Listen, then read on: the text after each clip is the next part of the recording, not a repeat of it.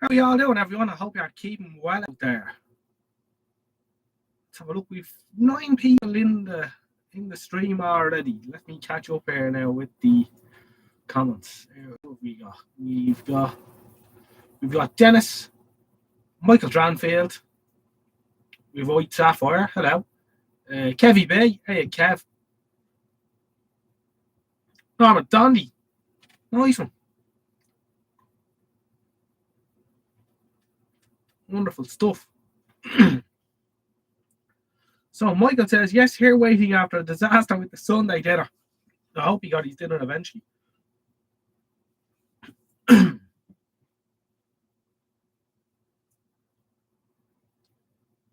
Not good. I also had a failure today. I was fortunate I had some bass in the fridge to cook. So I had that instead. Not so bad. Like a nice bit of fish.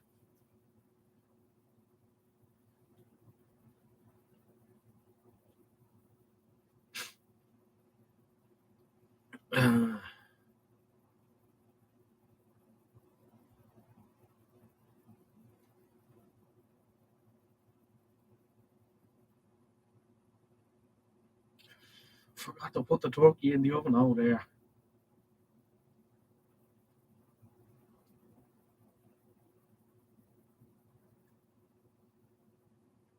Yellow sticker. I like them yellow stickers myself.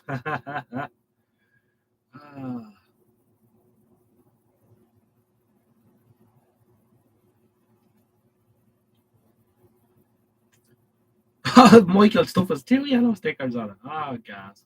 Audio Al's here as well.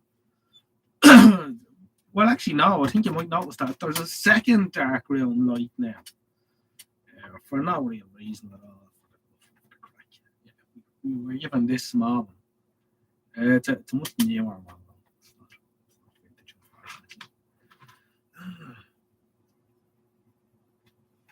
Christmas is over now. Another 12 months, yeah.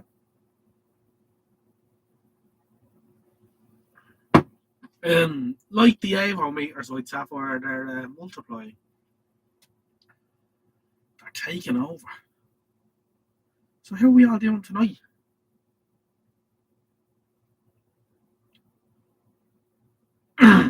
Ray Bourne's here as well. How are you, Ray?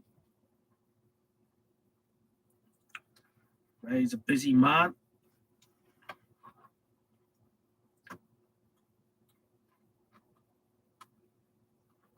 Andy Doswell is here as well. How are you, Andy? I seen your latest YouTube output, Andy. Very good indeed. Wonderful stuff. Ken M. Hi from Canada. Hello, Ken. How are you? It's interesting. When I scroll back up the chat, I'm finding things that weren't there the first time round. That's weird. Andy's getting big into this YouTube business. White Sapphire will be a pensioner this time next year. Oh, you got the big money then. Kick back.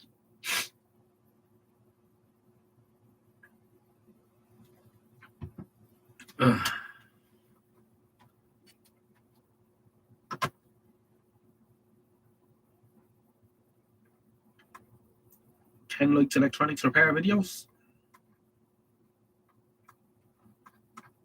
Sure, you don't need to be qualified. That doesn't mean that. The lads with the qualifications are sometimes the most useless ones going, with a few exceptions.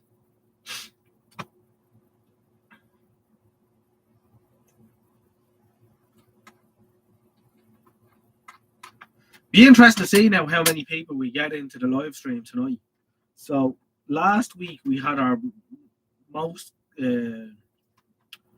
largest number of people ever on the live stream at one time, which was 44 at one stage. So we'd like to get her up to 50 if we could. Brownie Mooney, how are you? That is weird. The comments aren't coming up in real time or something on my chat tonight. I didn't see you, and then when I scroll back up, you popped in, and we're set to live chat now. I'll have to watch that through the evening, so that is unusual. Yeah, I got the old haircut all right, Andy. had a shave area around here. Well, I said trim the beard, you know. That'll be doing me for another couple of months. Michael White is in the chat too. How are you, Michael? Great stuff. Welcome to the new viewers. Indeed, Roundy, we're getting more and more every week. And I was just saying there that last week we had 44 concurrent viewers, which was a record. So if we could keep that kind of crack up, we'll be doing all right. Wonderful stuff. I wonder will a few of the new subscribers from last week come in tonight. We had a few. Robert Cross was one of them. There was a couple more actually. I don't know. I've minimized my page. Clicking here randomly at shit now isn't a good idea. Go away. Okay. So we're 25 at the minute, Roundy.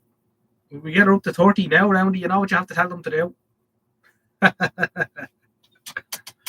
Oh dear, oh dear. I believe there's this thing now where if you have channel memberships, you can give people different coloured names and stars and shit after their names. I don't know about that though.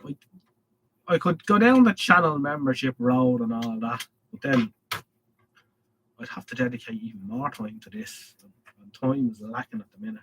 So I don't want to go down that road. Like people have asked me before, would you do Patreon?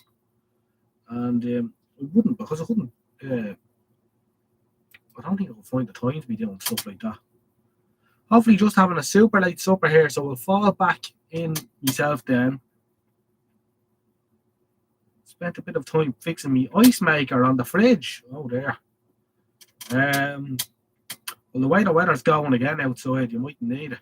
But they're saying that it's to get warmer on Tuesday. It's not too warm out there this evening, I can tell you.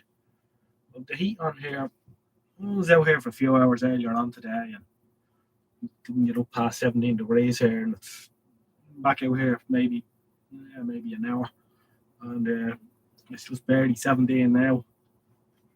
So problem with the shed is it's too warm in the summer. I mean, it was getting up to 30 odd degrees in here in the summer, and then in the winter it's a bastard to heat up. Probably getting this diesel heater from China to see what difference it makes. Mount it outside and pipe the hot air in. Where Ken is, it's -9, so we shouldn't be complaining really, I suppose not. Can't have Jemison without ice. No, I never put ice in whiskey. No. That's not me, no. Unless I'm having a Jemison and ginger ale, then there'll be a few lumps of ice. I do like that from time to time. Slice of lime in it. Oh, yeah. Andy says, I was fixing my dad's motorbike and my mum's sewing machine this afternoon, and there was sleet on the way home. Yeah, nippy enough this weather.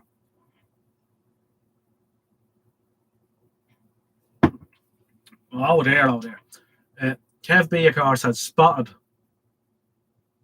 Rod's radio says here in Australia 26 degrees and sunny. Good man, Rod. You must be on a holiday. Or maybe you've gotten sense and left the country permanently. Maybe a few more of us could do with doing that. Anyway, we won't get into politics because we'll go around in circles.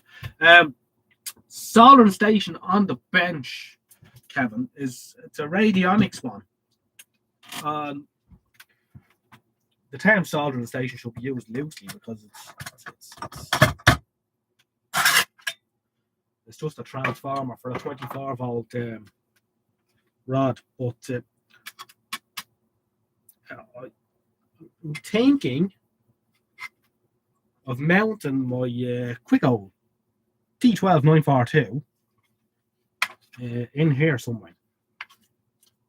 So power supply and soldering station will be all as one. But we shall see how that works out. I was just looking at it earlier. I'm going to be tight for space, but I think I can do it. I'll have to add a rectifier and a bit of smooth and stuff in there as well. Because it's been on this plank of wood for years. So I think it might be a bit better. And it's good and heavy with that big transformer in it, so it won't be inclined to fall off the bench.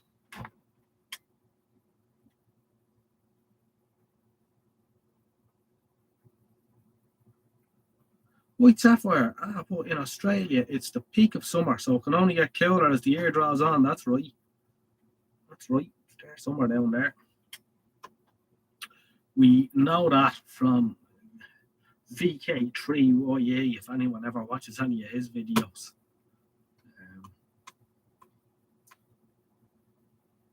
It's 3 degrees where Norman Dundee is.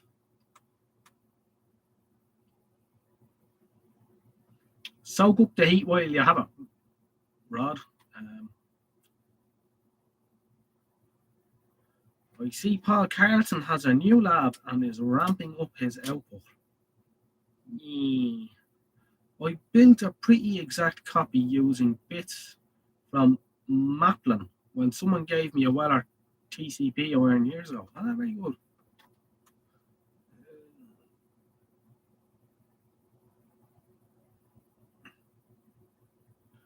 The mother-in-law in Broome in Oz at the minute, they've just had a huge storm. Well, I think when they get weather, they get proper weather down there, don't they?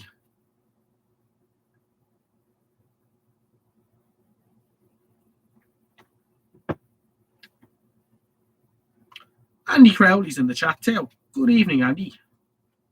We've got 33 in here now, Roundy.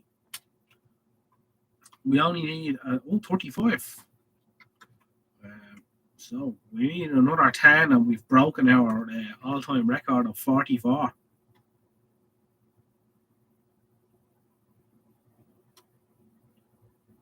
$40 degrees. Oh no. No. As everyone knows, an Irishman's melting point is around 23.5 degrees. After that, he's a pool on the ground.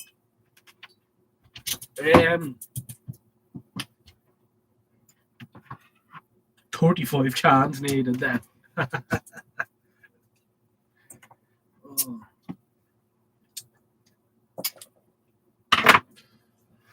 So tonight we're being sponsored by Brasserie, imported premium lager. Where's it imported from, or does it say? Brewed in France. Know your limits. The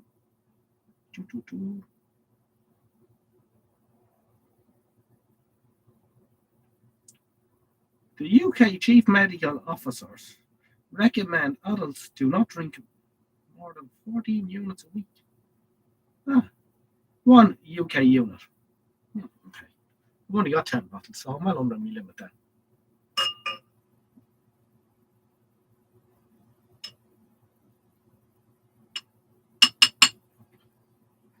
Kev B is no beer. Oh, there.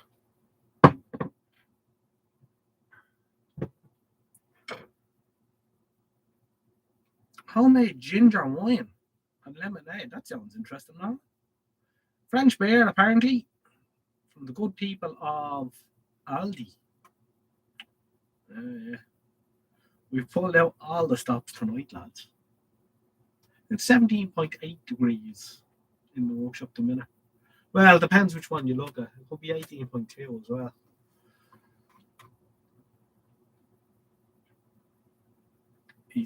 Kev has beer, he's just not drinking it. Very good. Nettle beer. Never heard of making beer out of nettles. I've heard of nettle wine, all right.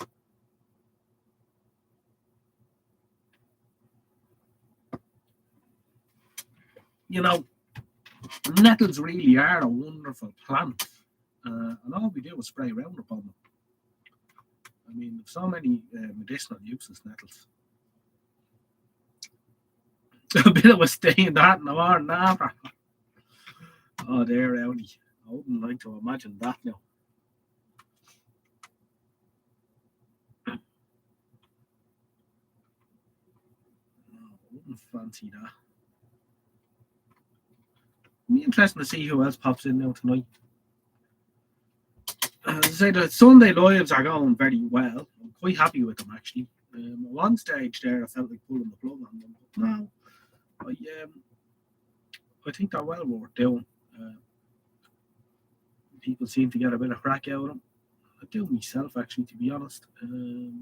Let's say, right, participants in the live chat at the minute, right now. We have Andy Cowley, Andy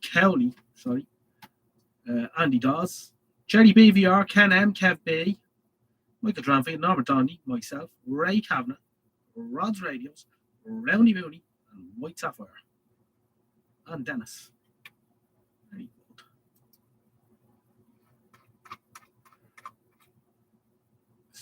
Dennis is still here. He's just busy. That's all right. That's okay.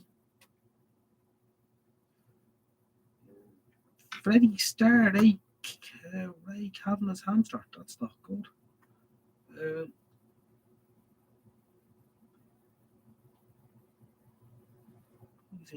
What have you been working on this week?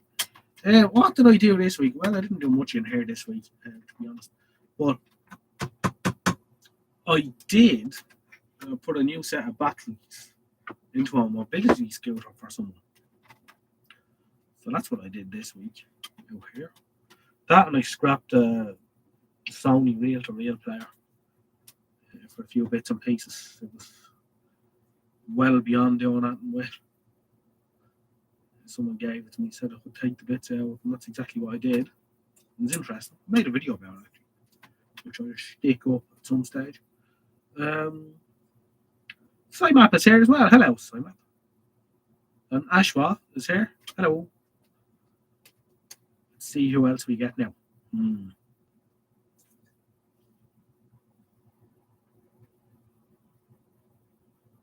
Ah, yeah, Jerry BVR. Sorry, I'm late. Other demands on my time. Ah, that's quite all right.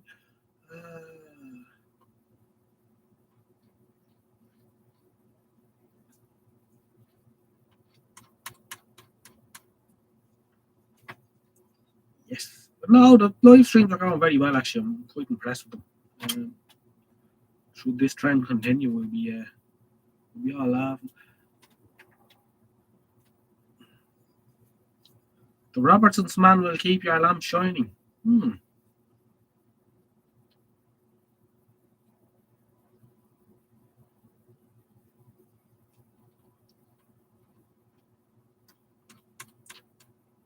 So, Rod's Radio's down in Australia. I'm sure he's having fun down there.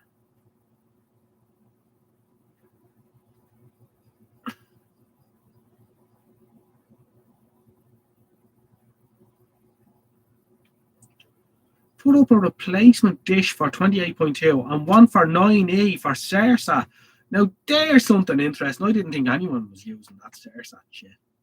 That's very interesting. Because I think you need a special LMB and all sorts of crap for that, don't you? All because Bertie Ahern sold the rights to Sky for RTE. Jesus. George Christophe, how are you, George?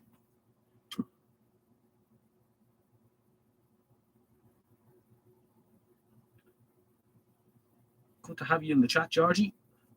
Kev B, I've been trying to find a model number of a TV we used to have, but no joy online. Found similar, but not exact. What make was the television, Kev?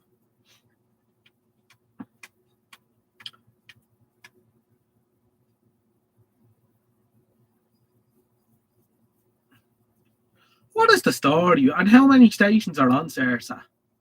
And is there any other different stations you can get on or oddball stuff?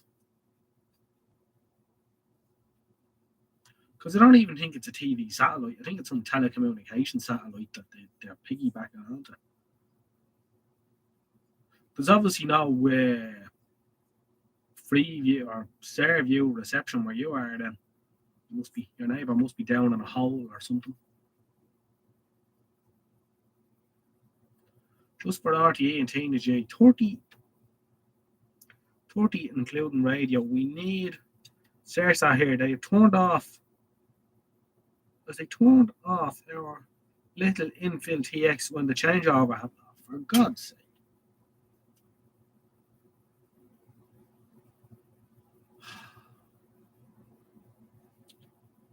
You really want to refuse to pay your TV license on the grounds of that. That's a disgrace. The Panasonic 14-inch portable would have been late 70s or early 80s.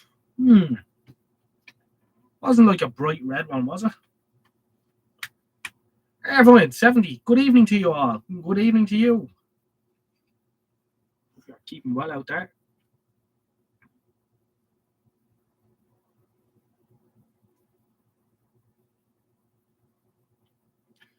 The digital rights thing. Cheaper for RTE to buy a show for 5 million people than the 100 million covered by Astra.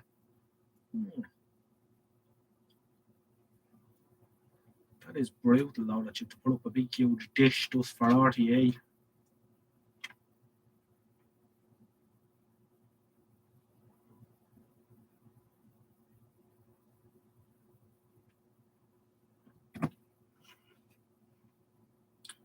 Brutal.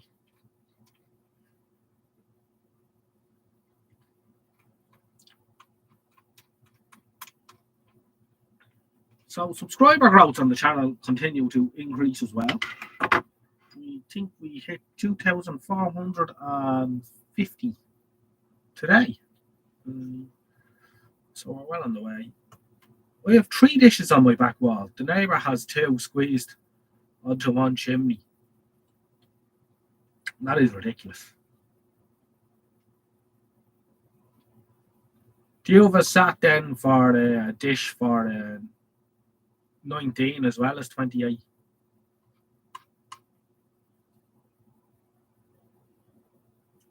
The main selling point, 2RN said, it could act as a backup link to transmitters.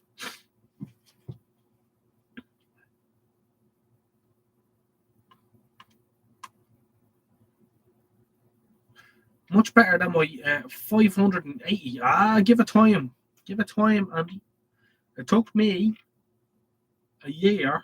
After 1 year of putting out a video, I don't know, 2 or 3 times a week, I had 200 and something. So, and that was going at it fairly hard. So, it takes a long time to get anywhere. Edward O'Toole, 63 years of TV repairman, and you really take me down memory lane. Love your videos. Thank you very much, Edward. That's the kind of thing I like to hear. That's exactly what all this is supposed to be about.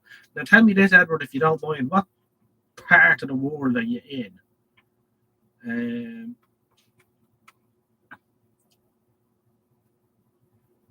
Kev B says, black with silver buttons and speaker grill, volume brightness, color, contrast controls in a 2-inch by 2-inch square. Channel buttons ran top to bottom on right hand side. Green magic stripe tuning on the 2.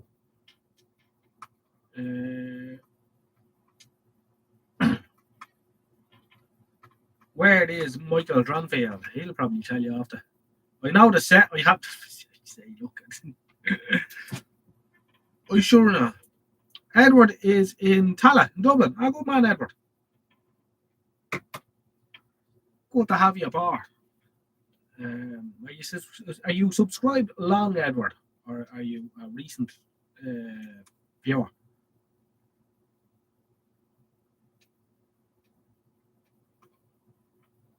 We'll have to have a look for that, Michael. I don't remember it now off the top of my head.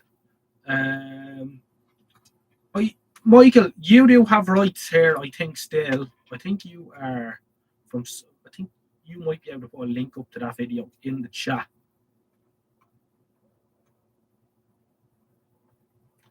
Ray Bourne says, if Michael Dronfield does not have it in his collection, it never existed. That would probably be true, Ray. Yes. If you could post a pic or something, it would be great. I don't think I've seen it in any of your videos, though. I'm looking at my phone. All right, Michael. Well, if you find the link or whatever, you'll be able to put the link into the chat, because I think we may have given Michael chat privileges or something at one stage here. So Edward's a subscriber. Now, just how long are you subscribed, Edward? I don't think I've seen you in the chat before. But it's great to have you. No, that's what we like to hear. We want more and more. The more TV people we can get in here, the better. That is great.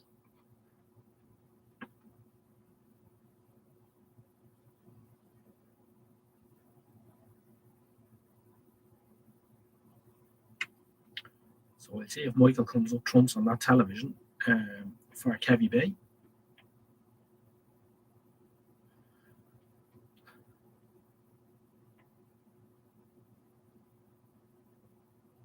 Yeah, when Jerry's car band LMB died, he didn't replace it. Yeah, and Roundy Mooney, much like myself, does not watch a whole lot of RTE. Well, it's not what RTE tell you these days; it's what they're not telling you. But again, we better not go down that road. TC 316GM. Edward O'Toole says Mr. Dranfield is a legend. He is. He certainly is. And remember, if you were in the TV trade for 63 years, I'm sure you remember the likes of Les Lowry Johns and Chas Miller and all them from the television magazine going back too. Michael's one of the few that's still about. And he's a young man too.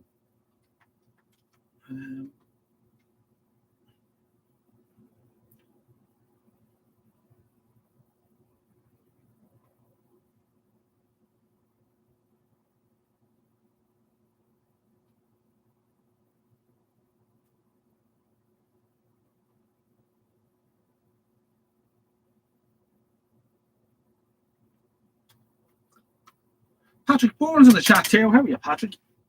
How she couldn't. Les and Simple, I think, were the same person. That's right. Simple Simon was Les's pen name.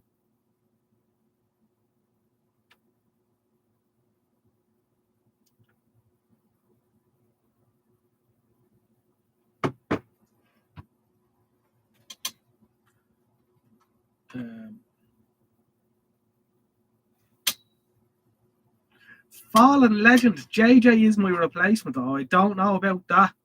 Roundy Mooney has the video there. Jerry, click on the video. Well, I can click on the video on my phone.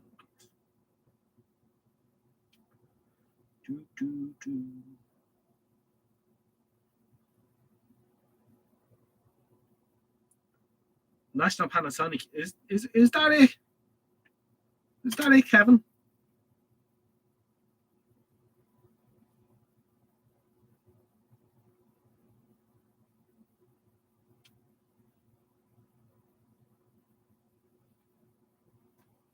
Edward never missed an issue of TV magazine. Do you still do any kind of work yourself these days, Edward? Or are you out of the game altogether now? Are you into amateur radio or any of that kind of thing? A lot of TV men were also into amateur radio, of course.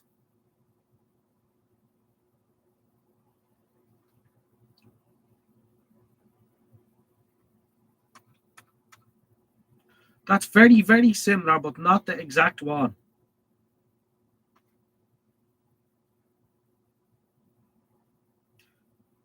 I don't think you understand, Kevin. If that's not it, it didn't exist. Oh, great. It's amazing, isn't it?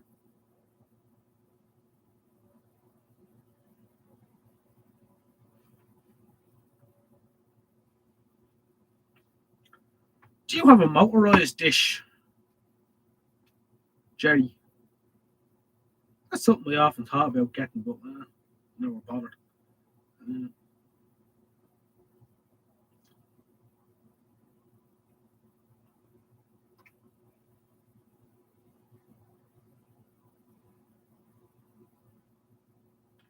Edward says his eyes are nearly gone, not to mention his memory. There.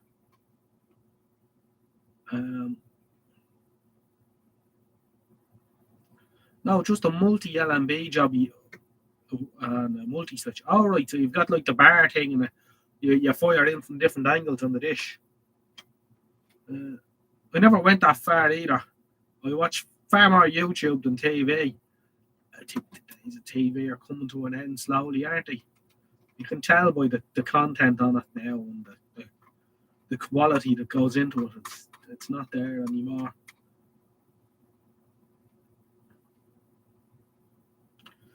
And he does well, quite correct in what he says there. All TV engineers never die; they just lose their emission. That's right.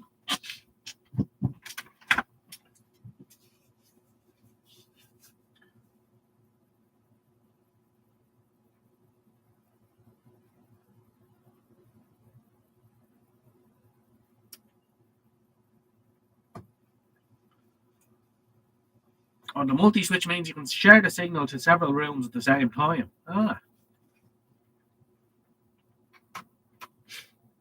Never got all that involved with it now.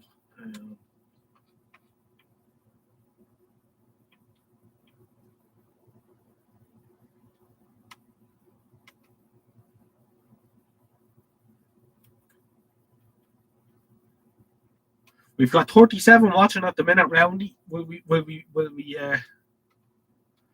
break records tonight? It's just gone 9:15.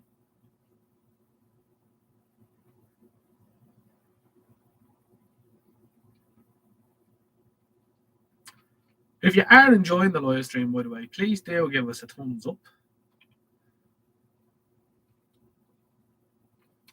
Always helps.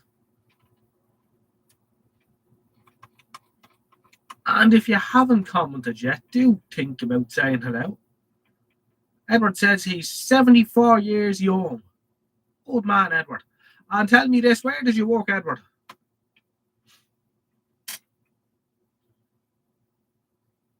I've been watching a lot of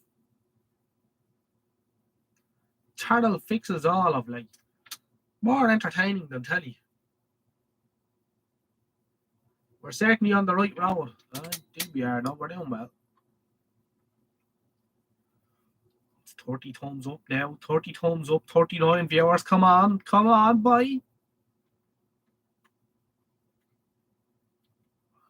We'll hit 40 in a minute. We'll hit 40 in a minute. It's like driving a pre-war bus down a hill or something. At 41 miles an hour. Now we're moving. I shall never stop now. Rattle that thumb, folks. Oh, no. Oh, no. We've hit an incline. We're slowing down. We've hit a headwind. 39. Andrew Cottrell. Good evening, Mr. Cottrell. You don't have to worry if you miss something on TV. It will be repeated again a few weeks later. That's right. I never think about watching that now on TV. You know the way years ago you'd say, I have to get home for 8 o'clock, you know. Oh, Fred Dibden is on. I won't miss that. You don't have to worry about that now.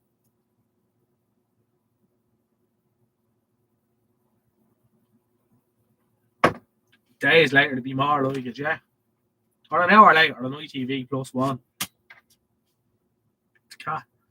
Silvad 702 says hello from Las Vegas. The home of all the dodgy stuff. Area 51, Pahrump, Ark Bell. Wonderful. I always am amazed at how people find this live stream. You know, we have people here tonight from Canada, Australia, and now we're Las Vegas. Unbelievable, isn't it? I'm glad you made it. Welcome aboard.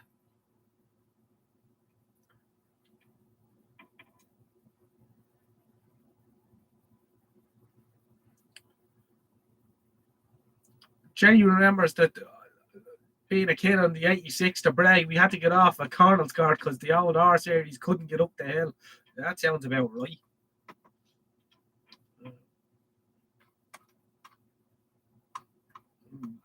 Well, later on 600 will be working pretty hard going up the hill, all right. The Atlanteans weren't much better either.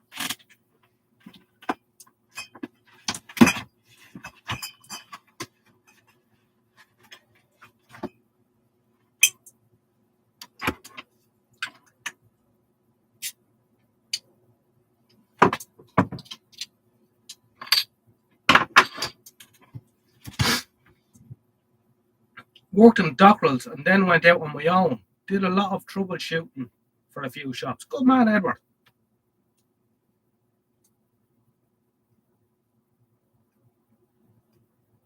That floor is getting full, Odge Dodge. Yeah, it is all right. Now,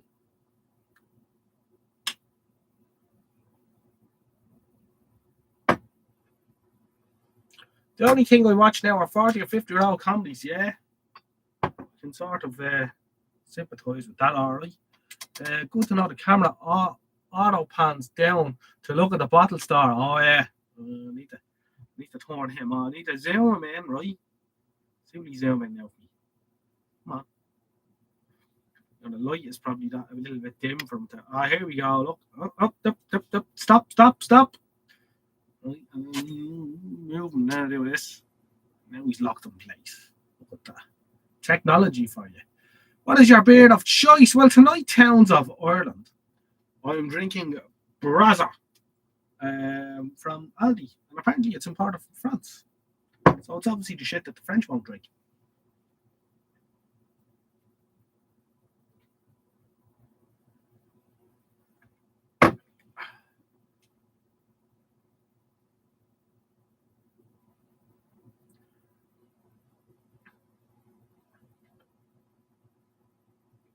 Ah, yeah, well, they had to give the lads a bit of overtime, you know. That's what that was about. There's only one swallow in those little things. Ah, yeah, but they stay fresh, though, you say.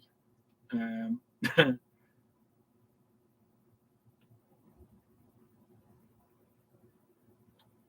also remember they had a specially geared Tiger to go up the mountain to Glencullen. The gearbox was the same, but the diff was different.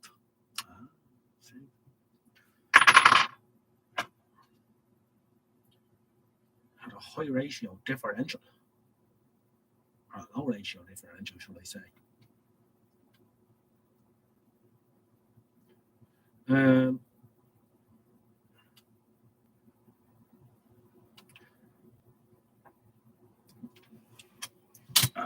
Not much faster than that, Jerry. Not much faster. I drove an ex-London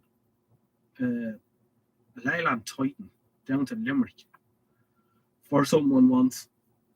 I put a new engine in it for him, or well, a new old engine. It was a Gardner 6LXB. And I went up the road and out of the yard after I put the new engine in it. Now, when I say the new engine, this engine wasn't great either. And I went up the road. I don't know, I wasn't thinking this day anyway, but going along anyway, up through the gears and look down at the clock, and I'm doing 33 mile an hour. I said, this can't be right. There's something wrong with it. So I went back to the yard. And remember, I checked the gearbox, right? No, automatic box, you know. That was all right. Loud sensor was set all right. And the gaffer says to me, he says, what's wrong with that? I heard you going up the road. It's 3-speed Voith. I heard it going into top. He says, oh, you're doing fucking 30 mile an hour. He says, that's all they do. You can imagine that drive to Limerick. From Dublin to Limerick at 30 mile an hour. I thought I'd never get there. Jesus Christ. Anyway, that was buses and stuff. It's a long time ago.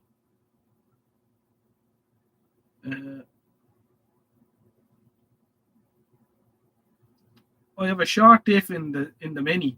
Goes like stink to 60. Yeah, and that's it then.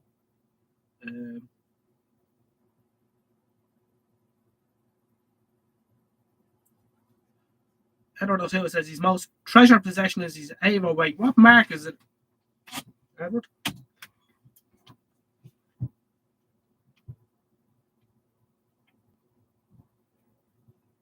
It's a long time since there were €4 for 10.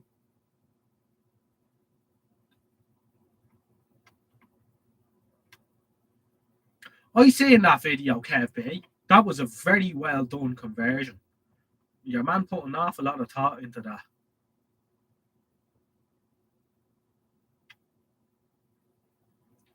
Bring a sleeping bag and a packed lunch to go to the Limerick and that, yo. Yeah. I think it took about 5 hours.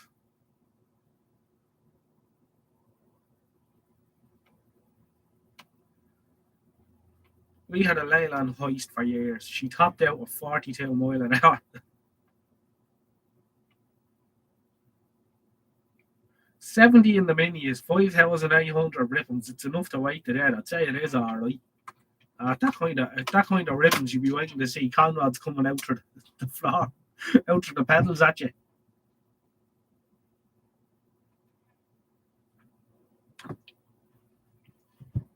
And 467, yeah, I used to have one of those. B&K 467. And the A was the Mark 5, so the same as the one I have behind me here, or the two of them. They're two Mark 5s. That is That's a Mark III. I think it's a Mark III. I know of a Mark II as well. Is that the Mark III or the Mark II? I think the Mark III is in better nick than that. No, that's a Mark III. Maybe that's another one. I don't know. So many of them. I think of about 10 Avo meters at this stage. Now, Michael Dranfield hates Avo meters. You know, so I have this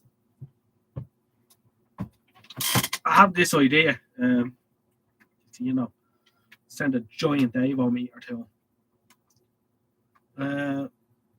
Chief One, good man, George. Oh, a lot more channels like this needed.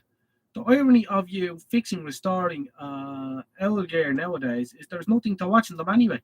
Well, that's very true, Chief. Welcome aboard, pal. And yeah, no, there's not much to watch.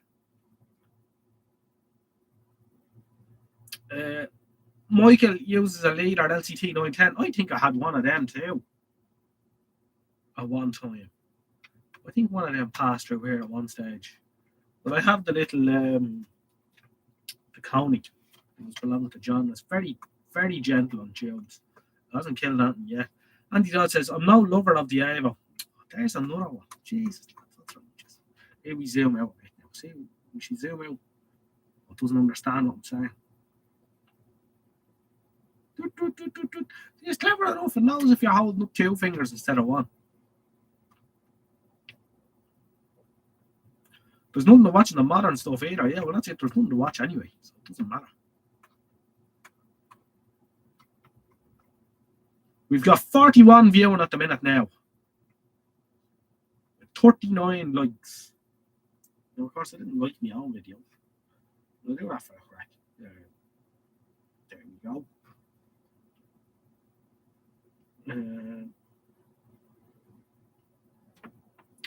39 view. 39. Gotta hit 50 Kevy Bay. Yeah, absolutely. I've seen people convert CRTs to show YouTube. Oh yeah, when they stick in the hook up a fire stick or whatever you call it into a modulator and then feed the telly that way. Well, it's better than what a lot of people are doing, and it's an awful trend, and it's something that angers John Joe greatly. And this is these arseholes who think that a television set is a cat bed or a drinks cabinet. I've said it here before, but in the last 6 months, a single standard G6 came up here for sale that had been totally gutted into a drinks cabinet. Oh, and I got in touch with the woman and I told her, first of all, I said to her, have you got the bits that you took out of the set? She says, no, brought them all to the dump. So I said to her, that's grand.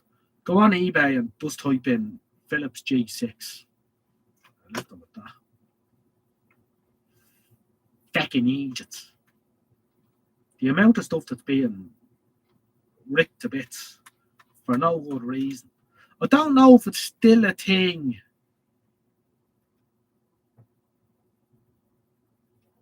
That's been happening for years with the radio drinks cabinet. Yeah, I've seen them doing it with radios as well. Radiograms getting turned into, or aquariums. Oh, that's it. Yeah. They turn them into bloody fish tanks. Oh, arseholes is all they are. Total arseholes. And it was on TikTok there a while ago. And all people are doing on it is getting televisions and turning them into some stupid shit or other. But, and then after 6 months, they get sick of looking at it and it goes out in the bin.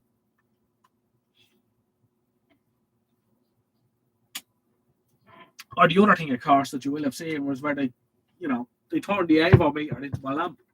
Now, watching the chat here this evening, I think I know who is behind turning Avo meters into lamps. Not pointing at anyone in Buxton. I mean, who wants a multimeter sitting on the side of their on their bedside locker with a bloody lamp sticking out? I don't know. I mean, if nothing else, at least make a good armrest.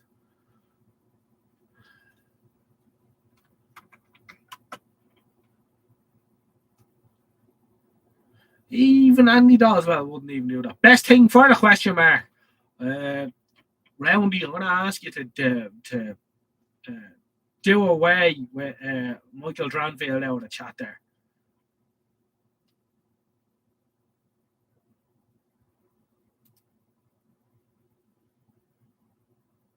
I'm seeing them too, Dennis.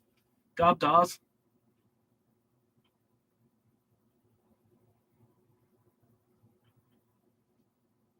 Andy Dawes has an Evo on the shelf. It's just never used.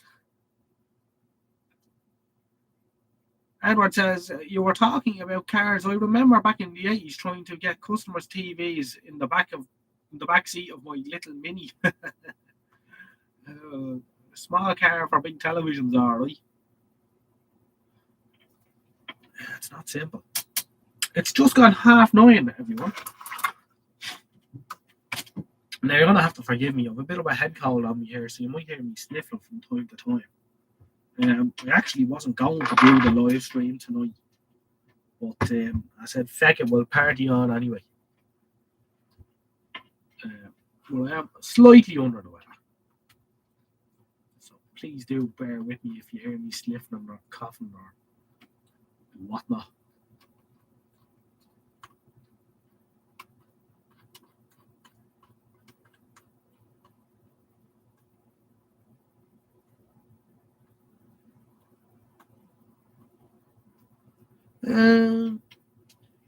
Andy Dawes says, I used to do the same when the company van broke down. Videos, TVs, all delivered in a Mini. Great.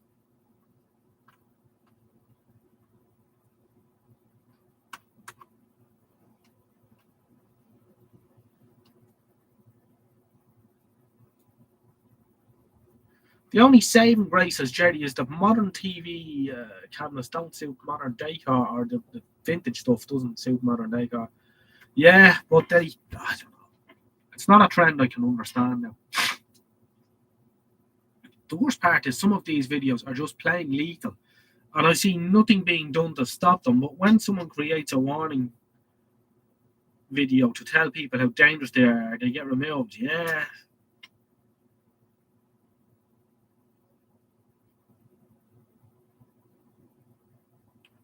That dose is doing the rounds. Nearly everyone I watch on YouTube, no matter what country they are, all crocked at the moment. Yeah. Oh, I think, and everyone I'm talking to, all my friends or whatever that I talk to, they're all the same. Everyone has something wrong with them at the minute. Some shape or other, but sure, you just have to keep going.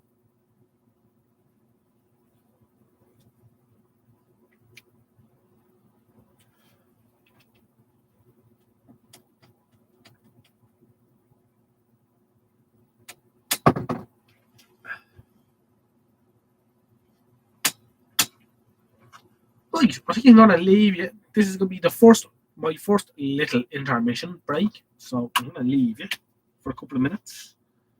I really should find some of that Jimi Hendrix music from China, though, because I do know how you all enjoy that so much.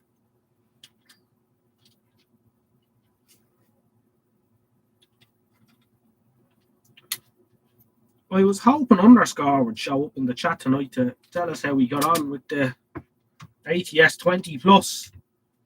Like me, he's discovered it's not all as cracked up to be.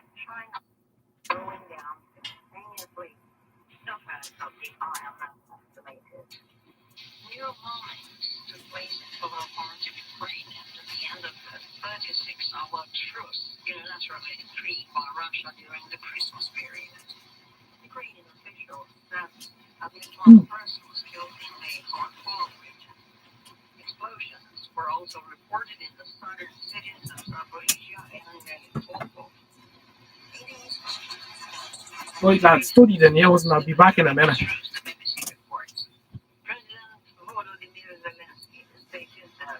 Once you're not sniffing the IPA, then you'll be alright. Alright, Andy, I'll be back in a minute.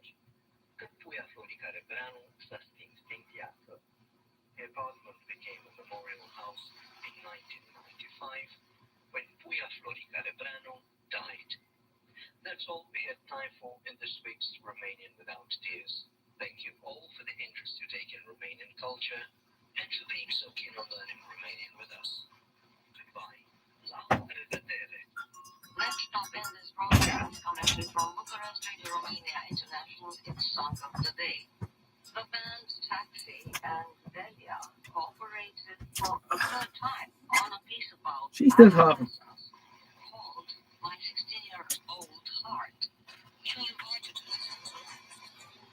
Sure. Dear Lord, here.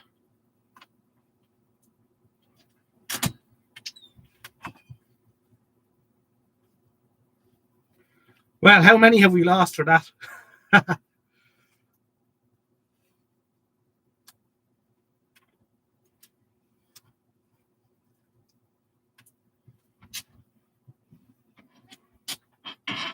Yeah, what have we missed?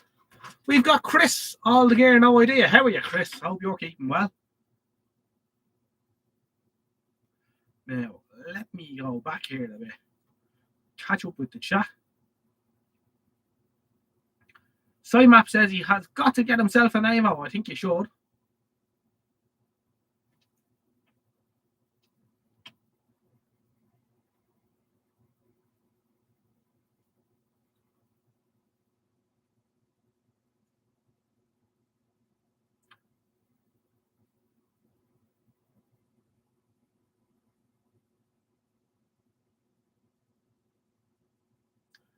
Dennis, I've just given myself a headache with the IPA. I read that. It was just the usual circuit diagram sketches he does, but for some reason YouTube got the hump and said it was not fit for kids.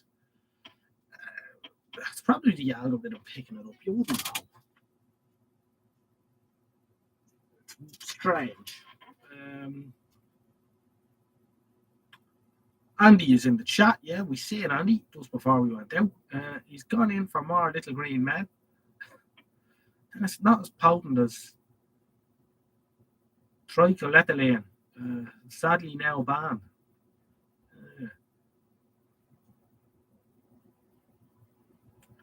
Kev B says 99% of kids wouldn't know what a circuit diagram was, let alone how to read one. That's very true.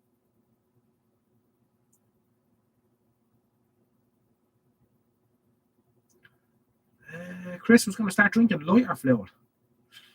No, I wouldn't drink that gear, no. It's not great.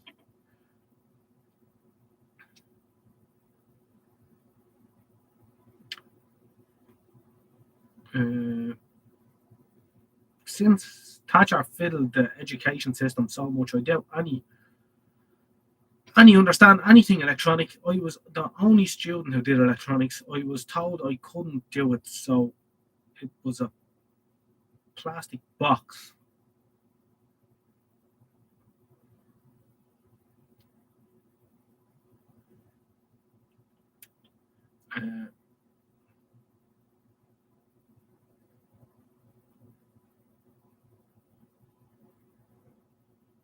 You don't need to wire the plug anymore. Everything is fitted. Yeah, it's true.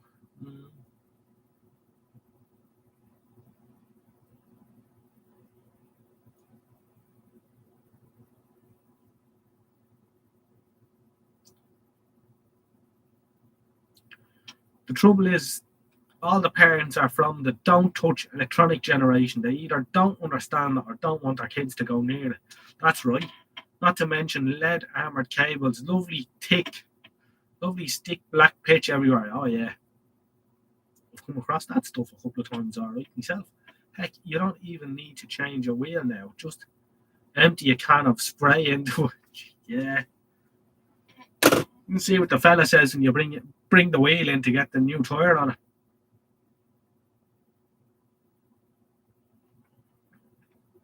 FB learned how to wire a plug in primary school. Well, there you go. Nobody can do anything anymore. It's nuts.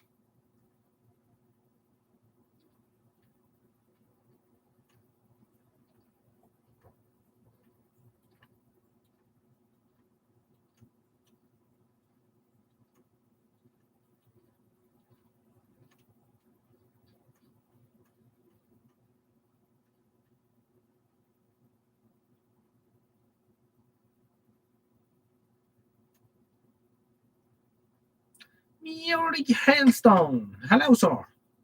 Jojo, I have a feeling your lapel mic isn't working. When you took it off, we didn't hear any noises from you touching it. I think we're hearing your camera mic. What? No, I don't know. Maybe we are hearing the camera mic. I don't know.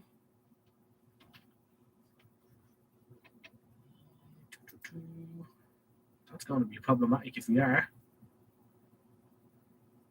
Mic is off. Mic isn't off.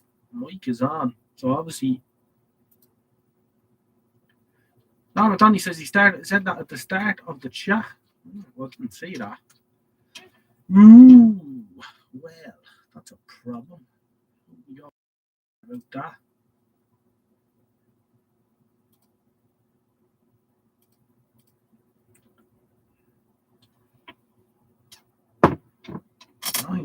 much I can do about that.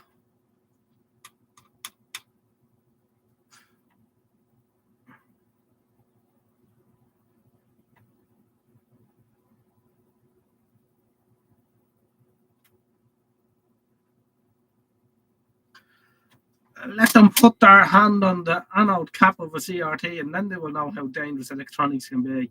Yeah, it's a nice old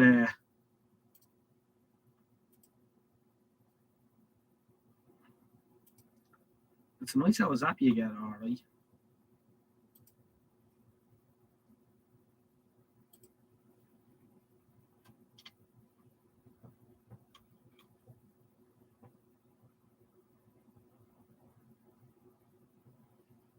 It's definitely a nice zap.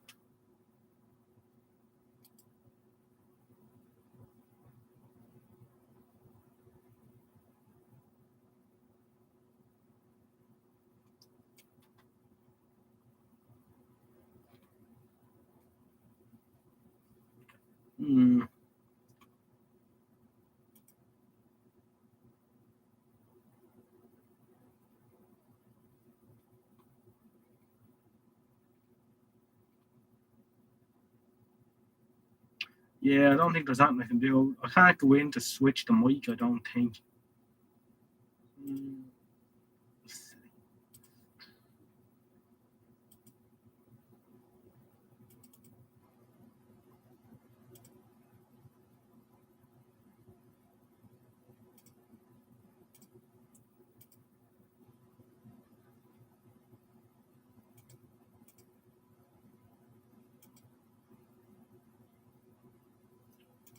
Is that any different now?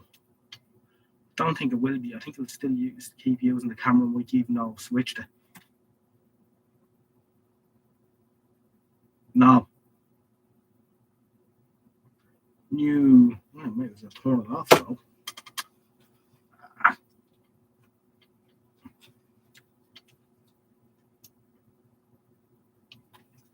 Saves me aware, and that's all, doesn't it? Oh no. Right, so we're on the bloody Obsbot microphone. I know that doesn't sound great. Not to worry.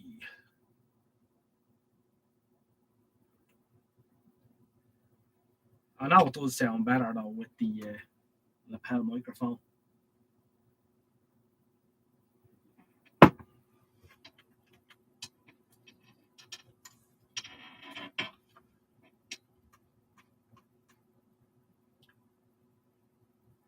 When I was at school, we used to buy some white crystals from the caving shop, and if you spit on them, they let off a foul gas. Can't remember what they were called, but they used to be put in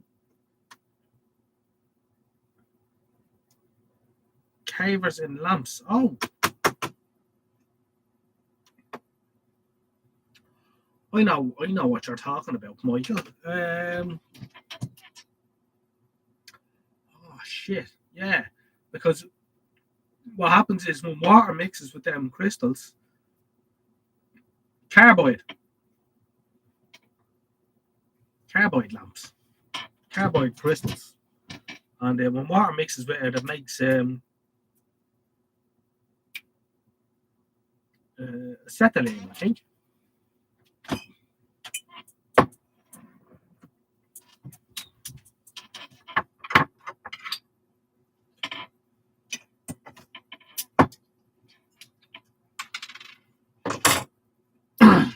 Indeed, an acetylene lamp.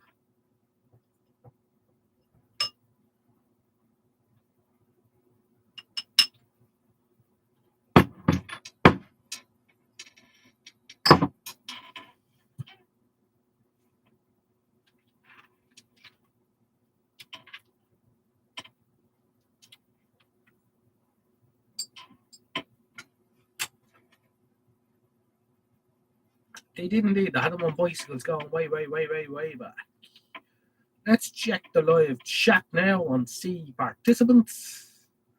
Participants at the minute are Dennis, Edward O'Toole, Jerry BVR, Kev B, Yuri Hailstone, Michael Dranfield, Norman Donnelly, myself, Roundy Mooney, and White Sapphire. So that makes for 10 participants.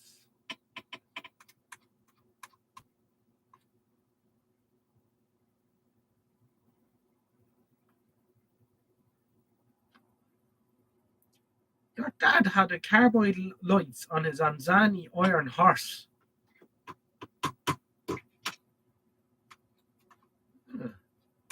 Now, the Anzani iron horse is not something you see too many of these days. Do you still have it?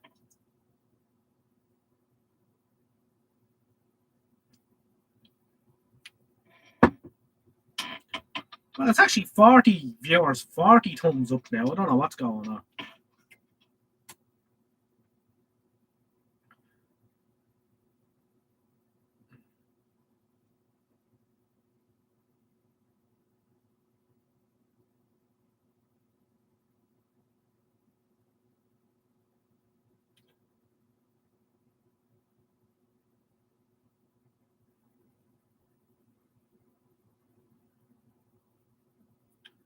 Edward O'Toole, in the old days, ever get a guy? Well,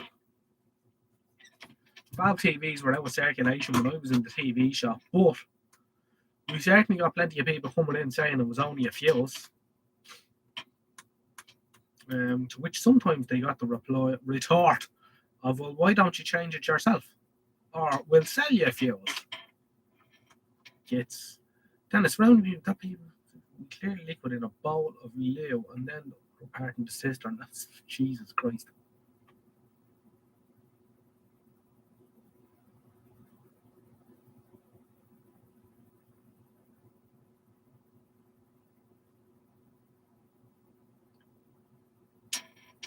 Make it 41 for both. You know, I'm getting 39 and 40 at the minute. I don't know what's going on. A memorable movement and date. Jesus Christ. Oh, there.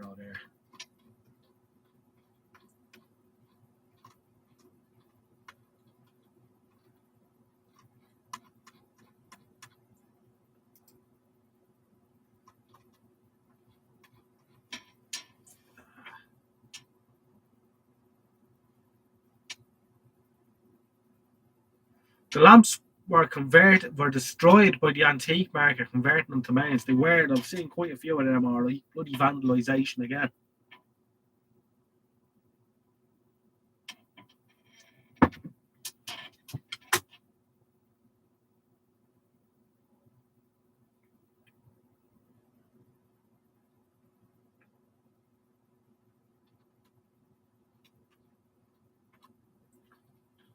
You wonder, alright. It's just going 5 to 10, everyone. So we're just past the halfway mark on this live stream tonight.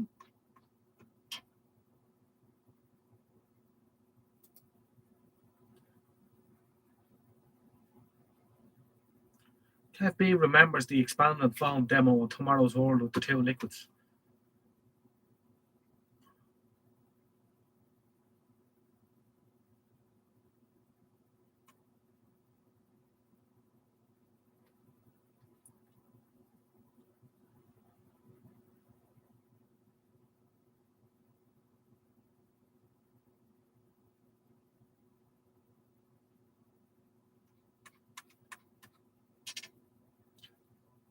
Yeah, you'd wonder, alright.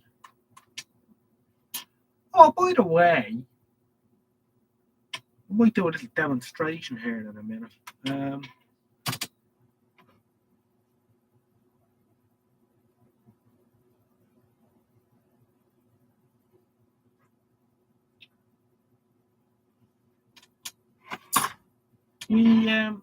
We came across two of these things recently. Here's one. Sony Handycams. Now, I don't know if these are of any practical use to anyone these days, right? I don't know. I think Kev B used to work on these. I think he mentioned these before. There's one there, right? Haven't got that one going yet.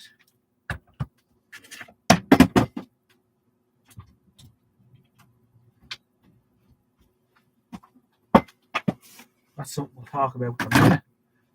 Here's the other one. This is a little bit newer. Again with the tape in them. Handy cam, slightly newer one. Now, these are the tricky bastard because what I tried to do is I took the battery off and it says, right, battery's 7.2 lithium. It says that's fair enough. Got the bench power supply, hooked it on to see if it works. And it came up. And then it told me, you need to put a lithium info battery into this. And then it turned off. So there must be a little bit of software inside the battery that talks to the camera. So it doesn't want to be just powered off. So anyway, I charged up the battery with the power supply.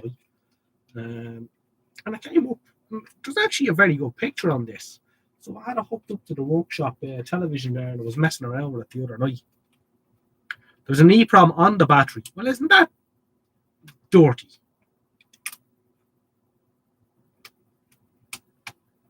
Apart from you and me, does anyone know who Carol Hershey is? A few of them do here, all right, Edward.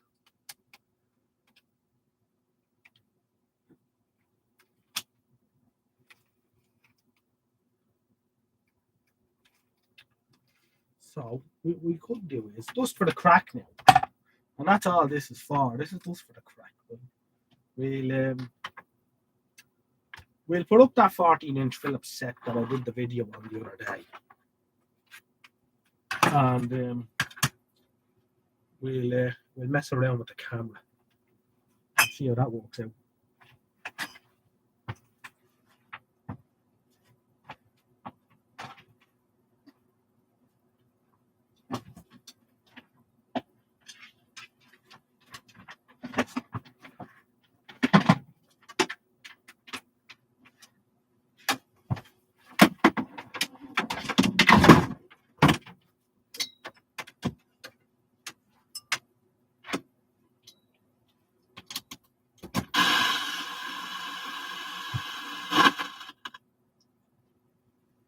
Do. See how this works out.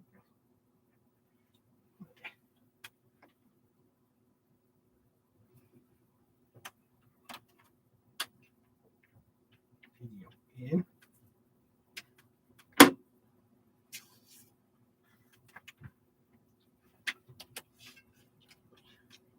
Let's switch to external video on the for.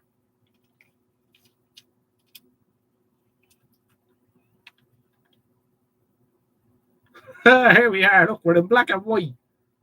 Huh? I should zoom in. I'll zoom in this lad, right? Come on, zoom in.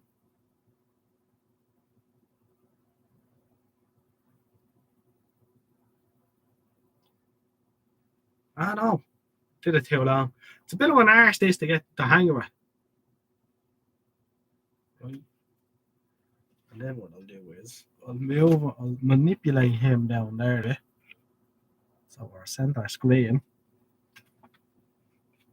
You can get clown batteries now. I don't know if it's worth getting batteries for using it. But yeah, look, we're on telly now. User on telly, look.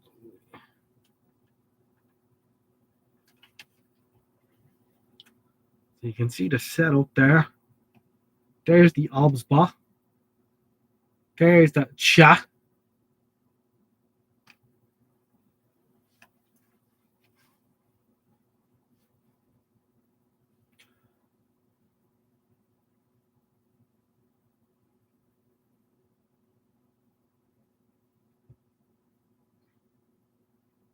Yeah, 36 of you are on the telly. Don't know how long is left in the battery on this. I shouldn't imagine very long. Well, it's a great picture of it, to be fair.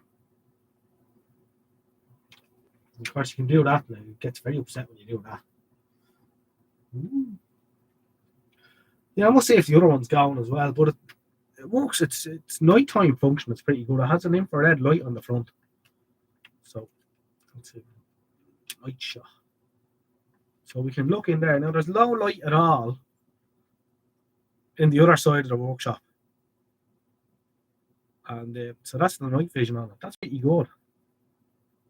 Well, there's a couple of fairy lights on, but that's not much. You can see the difference when I turn it off. Not clever. You can see the cowbells, yeah. They're IP. I can't be showing you them. So that's the little Sony Handycam. They look well on the television. We can leave him there till he goes flat.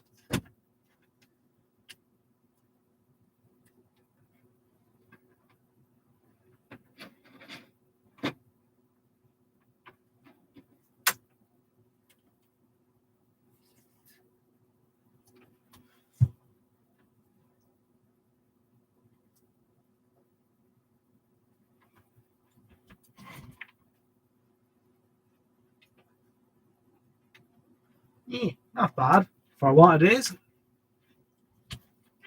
That's the zero lux feature.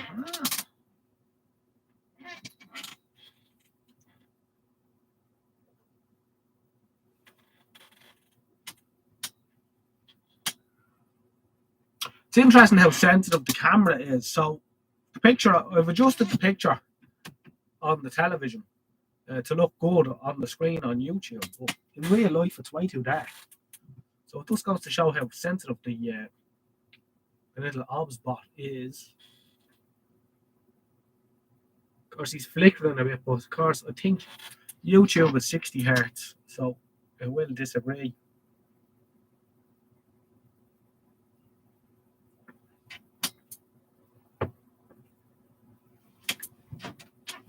The optical zoom looks good, but the digital zoom looks crap. I can imagine that. I don't know if do such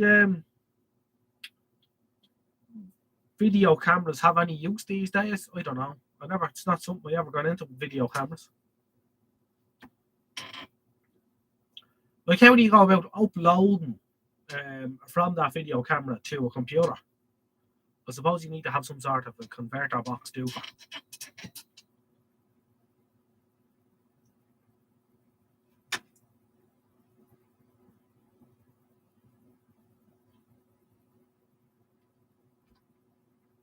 You already used to have a 12-inch TX.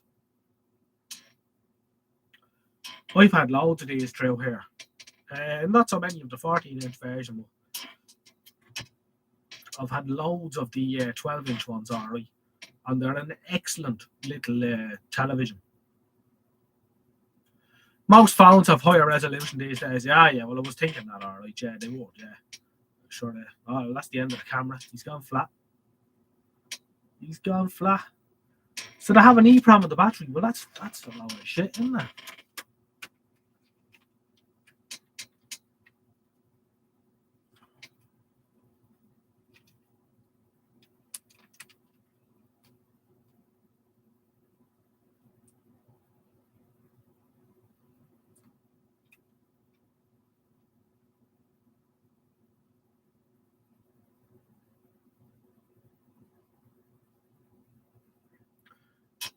Back on. We have 11 minutes of battery left now. Apparently it was recording instead of just being in standby. We can see if we can zoom in on the chat. The zoom on this is actually pretty nice. Everyone's figured out how to do it again.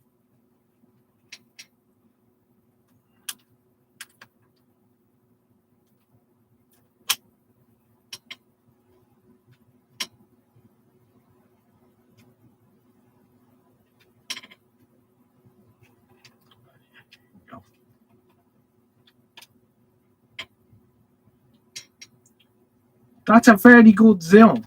That's from sitting here, zoomed right in on the computer screen in the chat. Look at that. I think that's fairly impressive.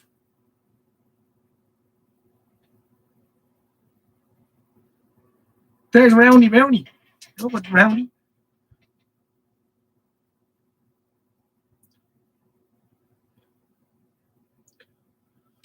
Ink cartridges are the same. Bought one on eBay.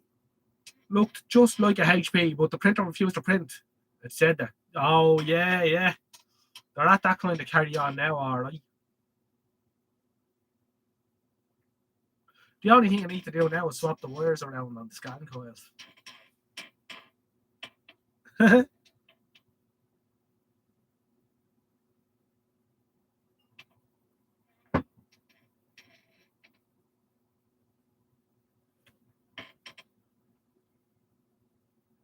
It's pretty impressive, though.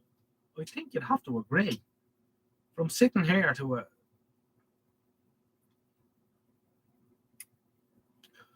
now these printers are old enough to be filled.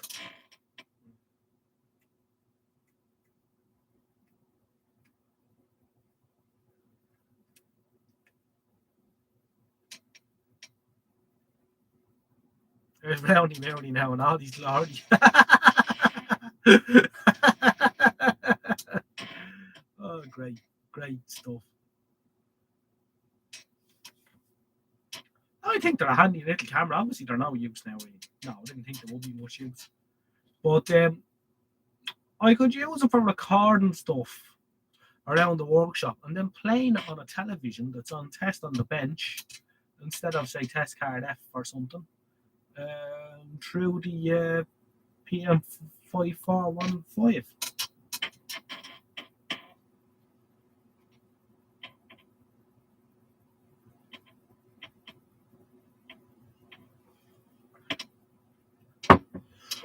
Yeah, I believe you used to at one time be able to get a syringe full of ink, and you could syringe the ink back into the cartridge. Well, take it them days.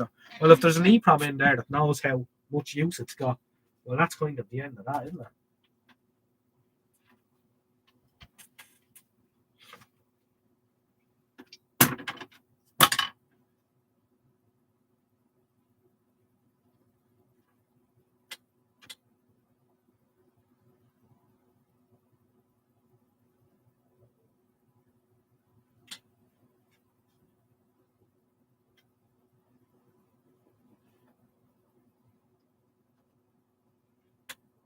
Mr. Tranfield.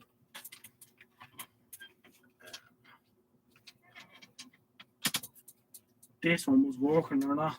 I don't know what this. I think I might even charge up the battery for this one.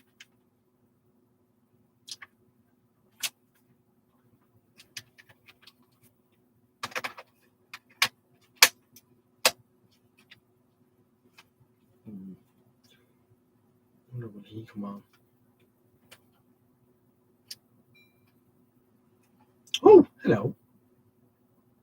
Oh, this one's working too. Battery empty. Yeah, needs more charging. This one's doing something as well, anyway.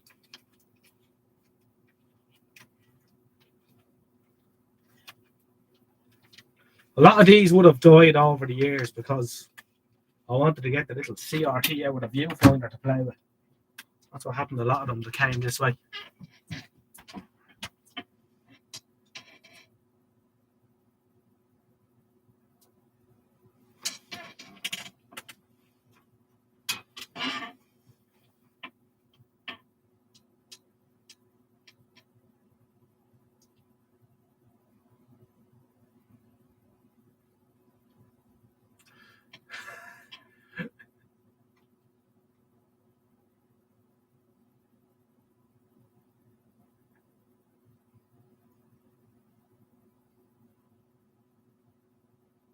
Muri has a couple of old high-A camcorders. He uses them for transferring old footage to digital rather than filming. Not very good.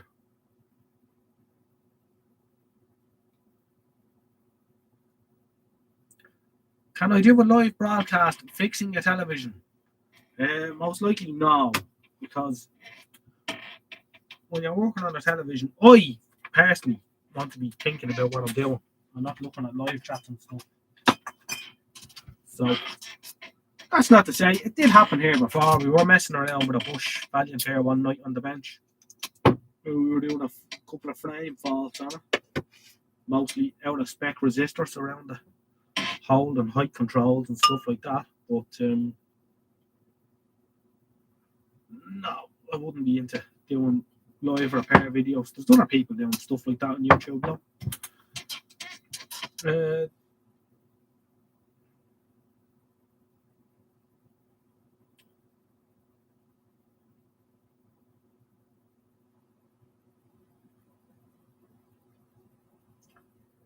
Most copiers printers have toner ink chip. The boards on some of the machine you cannot swap as it has the serial number and counter logged on the board. Ah, there. Here's a thought. Would a fully charged battery weigh more or less than a discharged one? We shouldn't think so. Well, certainly not in the case of, say, a lead acid, because you're just transferring one type of lead from one plate to another.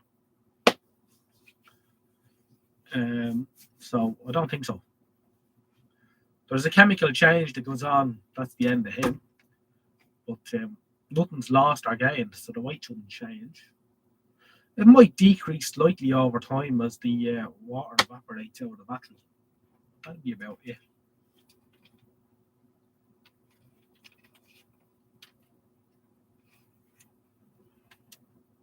How long will she last up for this time? Not very long, I'd say. He's probably just about had it.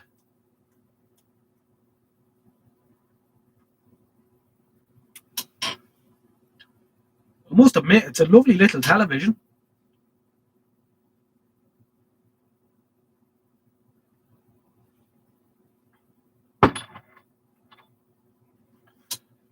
You need to have a good stock of spares to do live repairs. Indeed, it takes too long to find spares when you have a good stock. Exactly, Michael. Yeah, no, live videos like that don't appeal to me. I wouldn't be into that now, to be quite honest.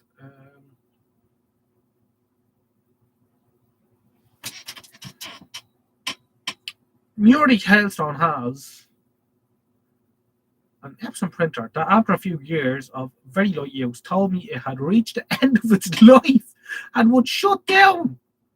Stop. Well, that's the first time I've heard that. That's unbelievable. That is unbelievable. The cheeky gits. Are they for real?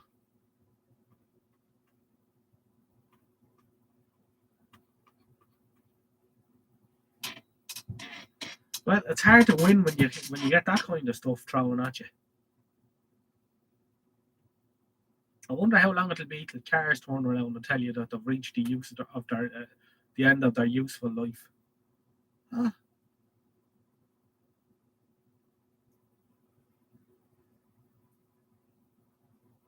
Some projectors, I've seen that with the projectors are right where they shut down even though the lamp is okay.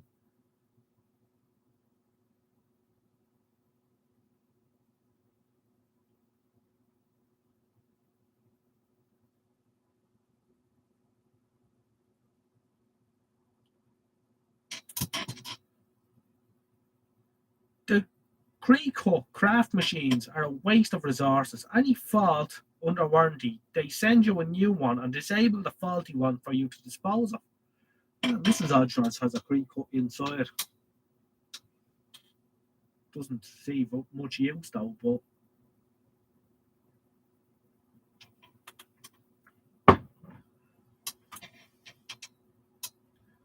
that's like Marvin the android decided one day, oh, what's the point, and just switches off. Yeah.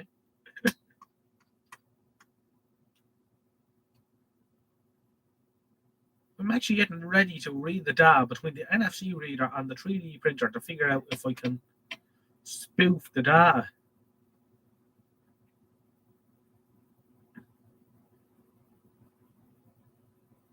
The gear does what they say, not what you want, even though you paid for it. It will never be yours, really. Well, that's it, yeah. A load of crap.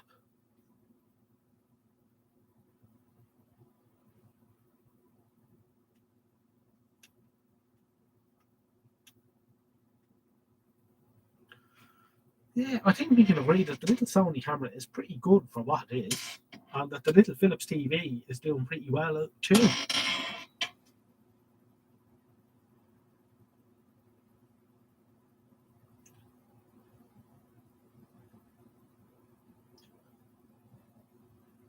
You do have to wonder where all this is going, all right, in the future.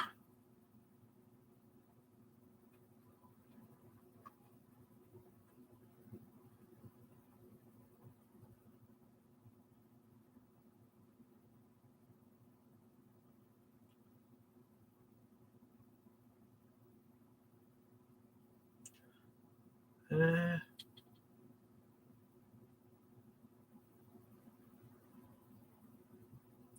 love this. Machines are just telling you now that they've reached the end of their life. There's not much for us to do much anymore, Michael, is there? When the television turns around and says, Michael, I have reached the end of my life. Please dispose of me at your local wee centre. Do not attempt to fix me, or you will be punished by death. Yeah. White Sapphire says that Windows 10 is geared to shut down when Microsoft tell it to. Oh, that's bad news. Don't like the sound of that.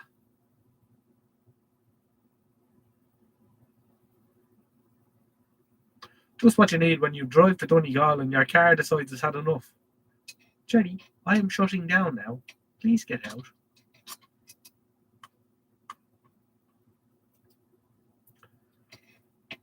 Yep. And I'll go buy me 42,000. Full of cooking oil or whatever.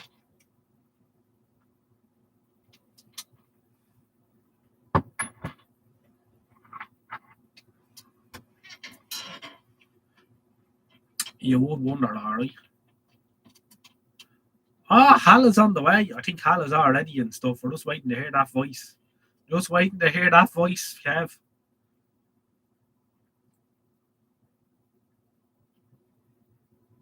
Unbelievable.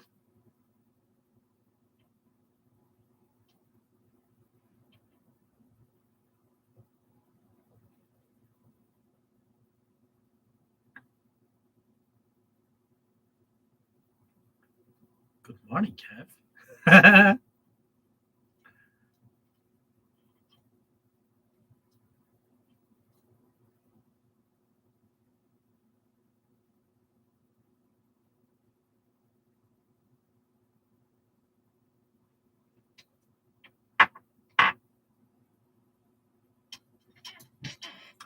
Well, I don't think we've reached 40, so 44 or 45 tonight, unfortunately, and it's getting later now, so we probably won't.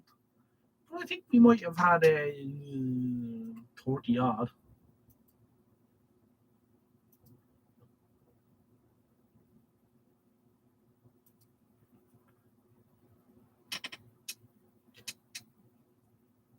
With 31 concurrent viewers. Apparently, no, we had more than that.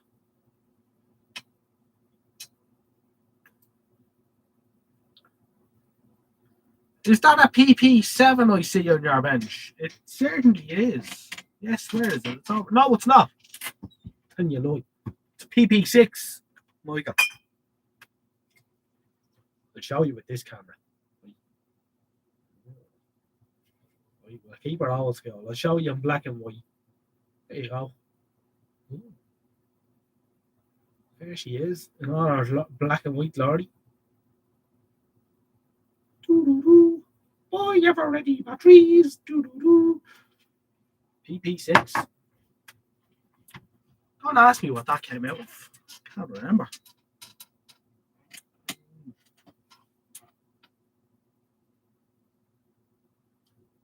I remember that, Kev, yeah. Oh, brilliant. They didn't make half enough of those. Wonderful series.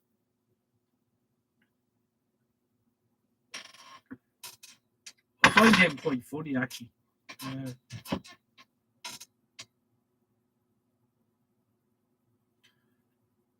Oh, you see all these things here, Jerry.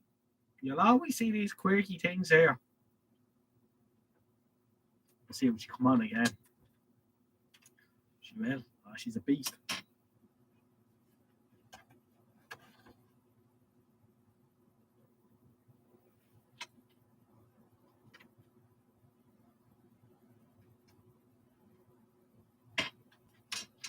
She is a beast.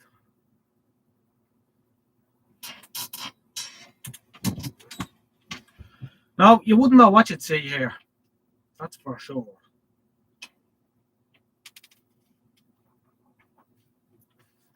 And actually, just for Kevy B's information, I got a 440 milliamp fuse and I put it into this. And we're back in action.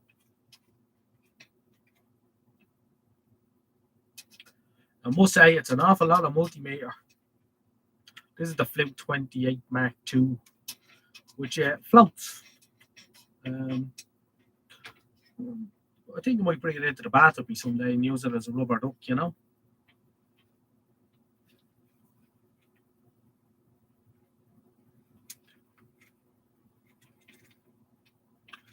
Do I have a viewfinder on the flip out screen? It does indeed, Kevin. It does indeed. No, it's just, I'd say, you know, back in 2002 or whatever, I'd say it was a snazzy bit of kit.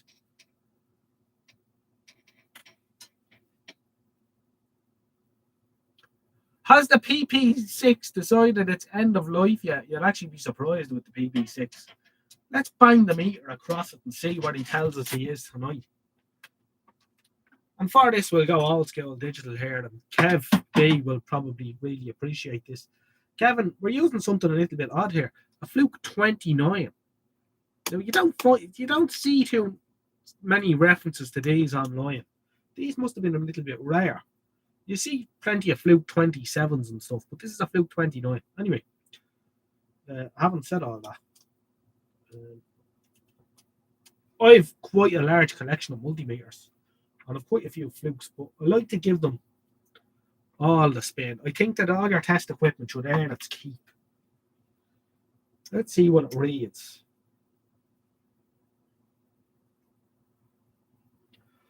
7.62 volts. That have a microamp range? That's a good question. No, it doesn't.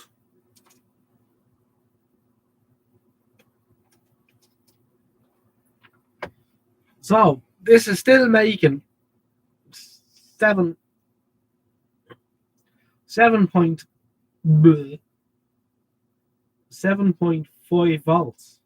Well, as you will notice, if we look, now this is a lesson here in input impedances and whatnot, because I bet if I try and measure that same voltage now with my Evo 8, we will get a quite different reading.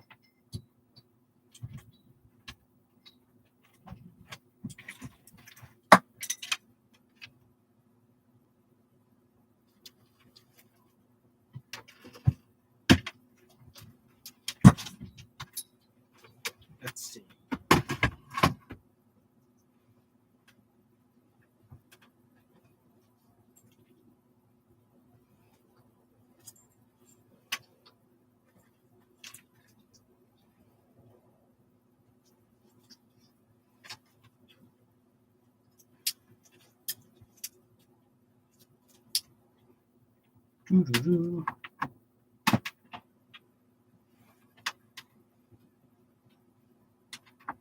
Right, so with the Fluke, we had 7.5 volts.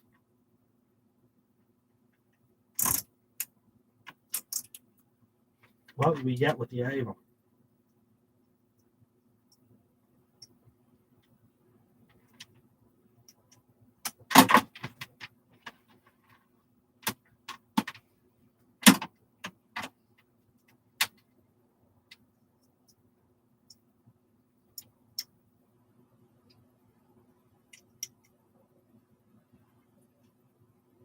Uh, 6 volts.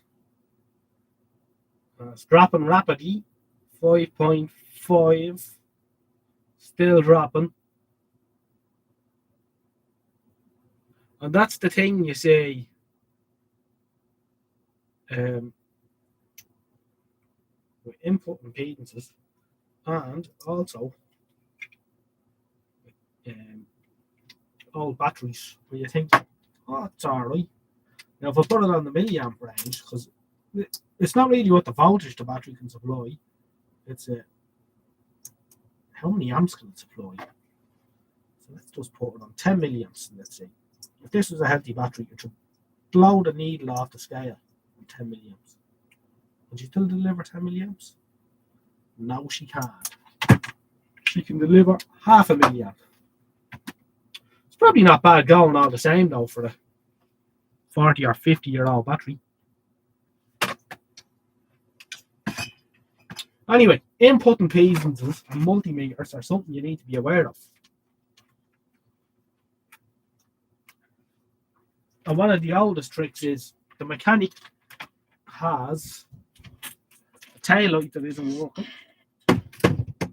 and he goes down with his snazzy snap-on multimeter, and he gets 12.6 volts or whatever, and he thinks, "Oh, nothing wrong with that."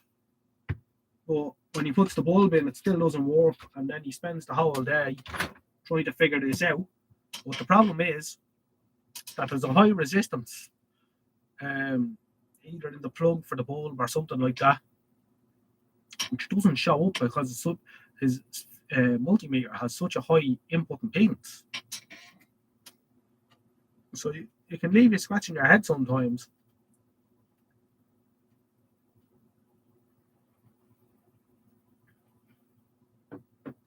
You could probably gut that battery using the casing and put a buck converter inside with a LiPo cell and recharging circuit. You probably could. Lads have done that with the PP9s, all right. Definitely.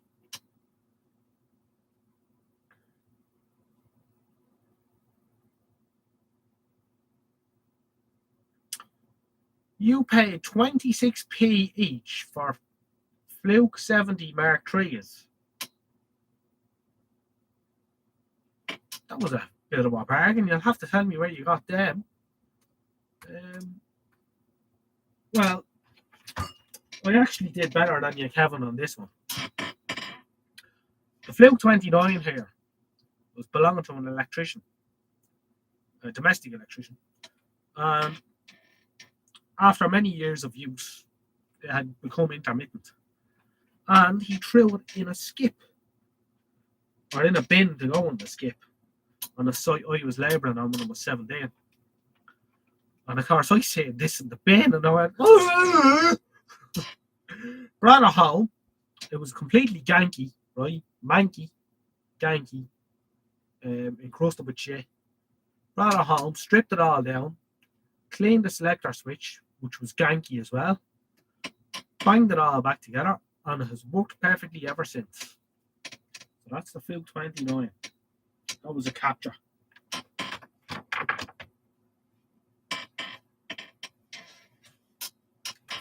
We died. I wonder will she come on again? She probably will.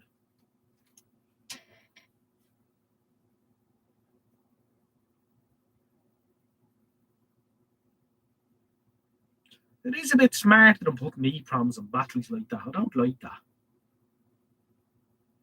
Git. I bought them new when I worked for Halfords, and they dabbled in some test kit. I also paid 13p for 3 Gunson meters. The price was too low to trigger a staff discount. They decided they weren't selling, so they dropped the price. That's unbelievable, Dennis. Unbelievable. You bought them new for that kind of money. Remember about me getting the Fluke 29 out of a skip when I was, 15 years old or whatever, and wrecked. That's some going. That is unbelievable. No. I think capture of the evening goes to Dennis for that. I don't think anyone will be able to top that one. I have to say, I do like my old Evo. It belonged to my granddad. It's built into a red leather case. Oh, yeah, very good.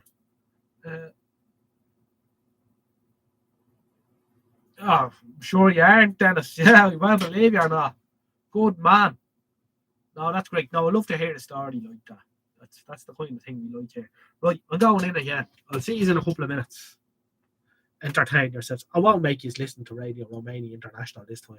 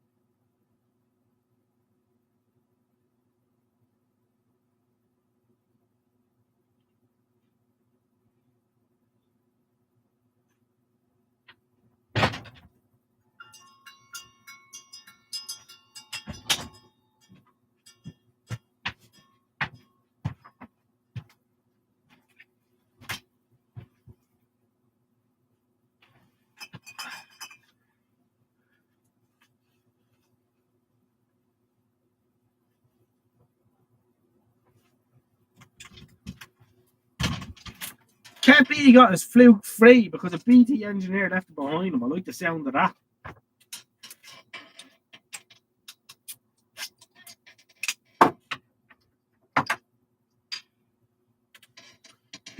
Where's the mix?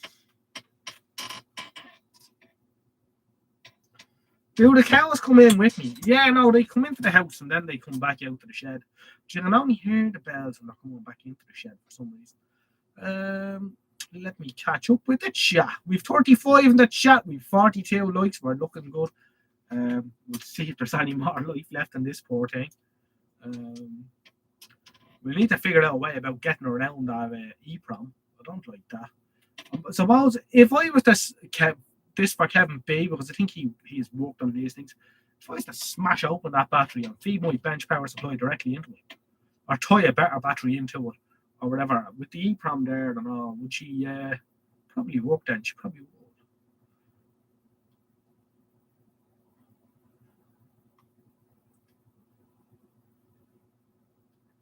20 kilovolt to the arm and 10 meg on the flute. Yep. That's where that's get cut out. 166 ohm to the volt on the Evo 12, which is the automotive Evo meter. And that's the one you want when you're working on faults like that.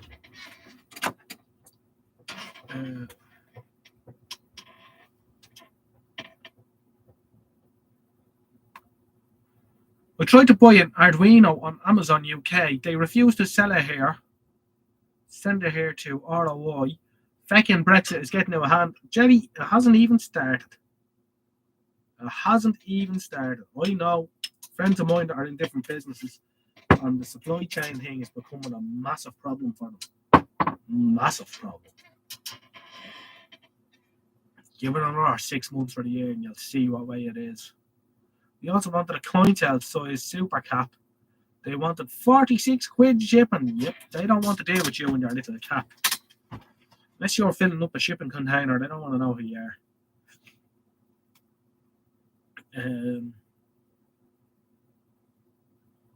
The Crackle is here. Hello, how are you, sir? Hope you're keeping well too. If you replace just the cells but leave the EEPROM, it should be okay. Ah, yeah, well, we might have a look at that then. Because it could be handy for, messing with shit like this, be a bit of crack.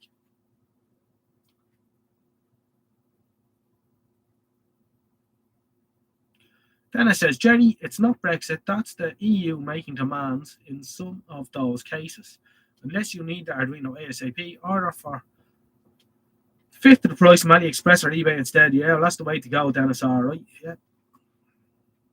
That is the way to go. Definitely.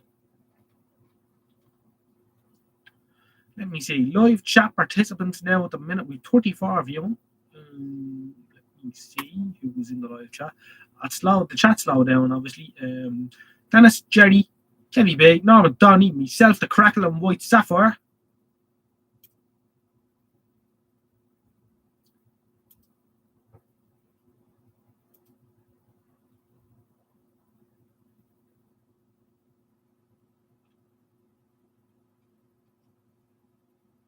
We're up to 36 now. I don't know what does be going on with the viewer rates on this chat sometimes. It'll be strange.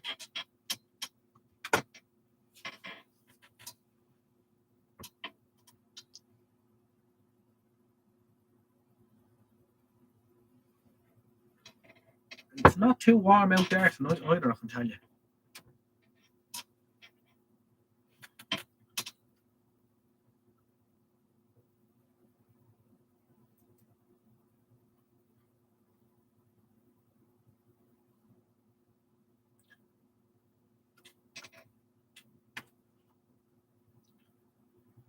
AliExpress slapped import tax on your last basket, so it didn't bother. Ooh, I haven't come across that before. I know they're banging the VAT on now, are they? Which is a load of bollocks. I can remember back in the day when you used to get stuff off at 40 pence to get you something killer. Them days are gone.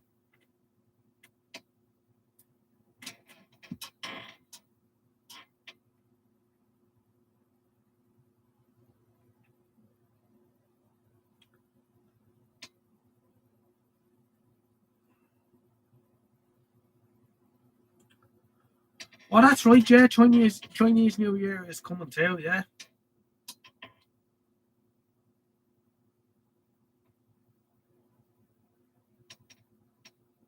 The crackle is being ill all over Christmas. There's an awful lot of people being at it.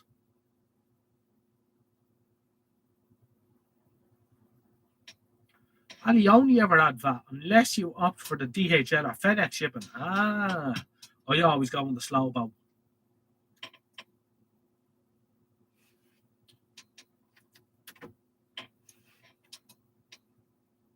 This battery's great. It keeps going.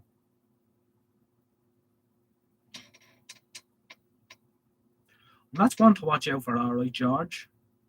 I think if it wasn't that much of a hurry for something, we'd be going to RS or the Farnell or one of them.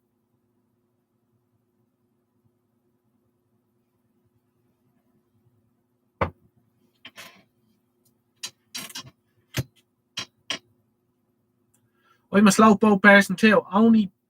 Although the 15-day shipping is cheap or free.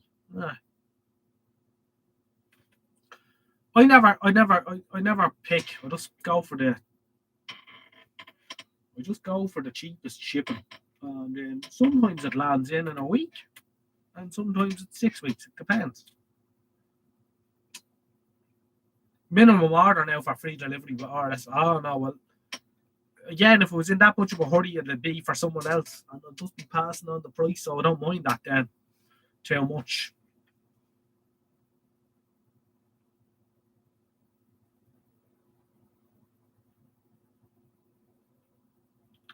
Audio Wall says, bring back Pete's. Yeah, unfortunately, Pete's. What happened with Pete's is they lost the run on themselves, and they tried to turn into another DID electrical or something. And they forgot about the little person, and they forgot about the parts, and that's what their core business was. And they were never going to be like Pete. They were never going to be like DID electrical or any of these places. So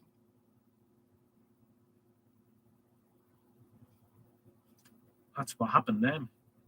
They stretched themselves too far, and then they got the Sony. They got the Sony dealership as well, and it was all bad ideas. They should have stuck with their car business. Of course, then the way things have gone now, they would have been out of business either way. Remember, they opened that place at College Green as well. That didn't. That's not a good idea.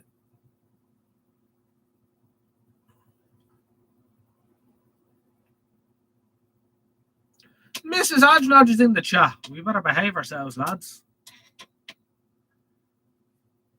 Wonderful stuff. Hello, Mrs. Hodges. It was too quiet. Oh, yeah, now it's going to get out of hand. Hope you're keeping well in there, Mrs. Hodgenodge.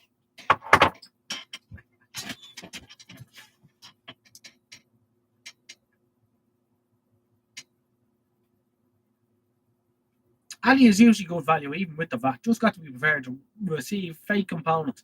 I haven't had any problems with fake stuff on AliExpress yet.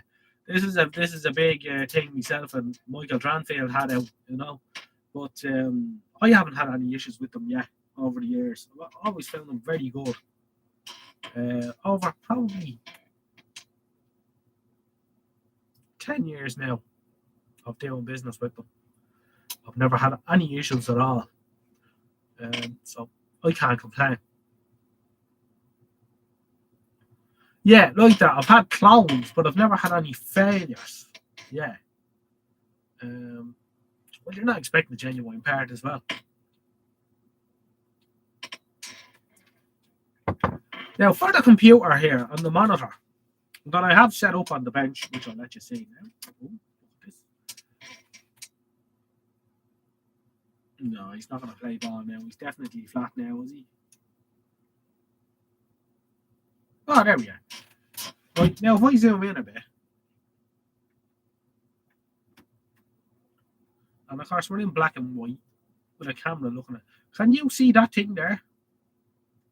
Probably not. Let me zoom this in as well. Right, none of that's going to happen. Anyway, it doesn't matter. The point I'm getting to is, I was up the north yesterday. Not yesterday, the day before. Went for a walk around, and we went into Deals, or Poundland, should I say. It's Poundland up there. And I got this sound bar, right? I thought, that could be handy, because it's USB powered, and then it plugs into the line out. £3. £3. And it sounds pretty good for £3.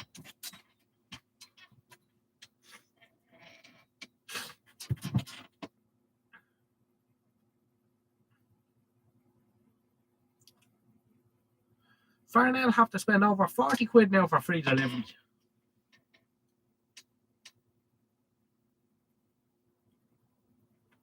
Was here in 7 days. Yeah, they're very good, George. They are very good, to be fair.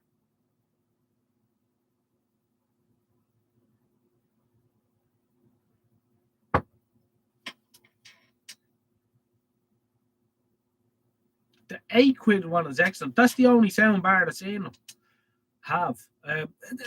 Look, what I'd say to you is for £3, sounds like £3, but well, it doesn't sound like it. Sounds good. Well, I have these Harman Kardon speakers, which are from the last decade, right? What these were given to me, and they're all right, but they're not great. And then you have to have, you have to have a plugged in. It's an extra socket taken up. So this is USB powered, and it has two reasonable little speakers, forward firing speakers. But it sounds pretty good. I was surprised. Now for £3, I thought I'll take a punt on it, But I was surprised when I plugged it in here how well it sounded.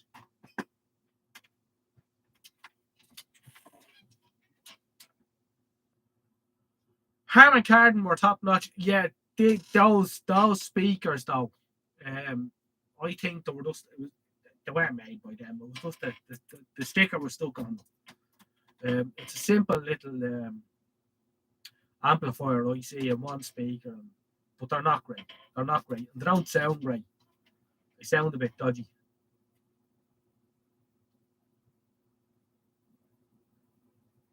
Oh yeah, they do that as well, as Mrs. Altrod says. If you have the phone on your ear, those speakers when they're switched on, they go nuts.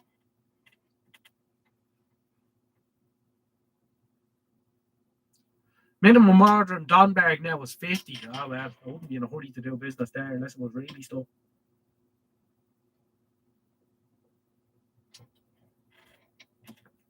€28 an hour, that's including VAT. Well, I suppose it is what it is, You see, they know if you're stuck, they're going to pay for the shipping. So the onus is on you to wait till you have the order made up yourself and then send it in. Harman sound sticks are nice if you can get them cheap. The minimum order thing is getting to be a big problem now. Yeah. I should imagine it is all right.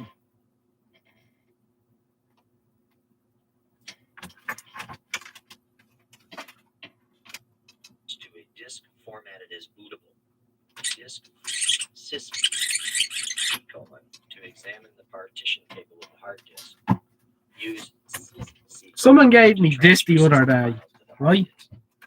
Use and listen to the tape that's in it. To transfer system files to the hard disk. Or use fdisk/mbr to recreate the master boot record. The answer is to use Syscom. This is a single program dedicated to transferring system files to a disk formatted as bootable. fdisk cannot transfer system files or install them. Format C:/S will reformat the hard drive and destroy any data contained on the logical drive. fdisk/mbr is an undocumented switch used to possibly repair a master boot record.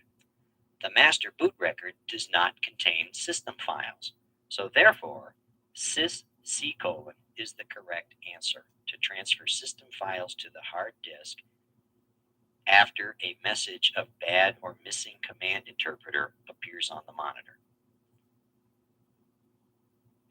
If the thermal fuse fails in a laser printer, what's the most probable cause? The fuser overheated, the corona wire shorted, the drum overcharged, or the laser diode needs changing. Think about the question. The thermal fuse fails in a laser printer. Thermal means heat. The fuser step of the printing process involves high amounts of heat to melt the toner and fuse it to the paper. For safety, there's a thermal fuse inserted in the circuit to prevent possible fire. So the first answer is correct. The fuser overheated. The attribute command.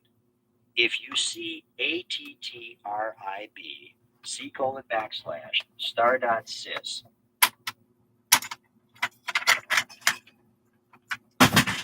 that's the end of that. Right. Let's actually get a bit of crack out of that. It's obviously some sort of a study tape for a PC repair course or something from years ago. Yeah, but he goes on about Windows 95 and shit like that. Anyway, that's gone to hell. We'll never hear that again.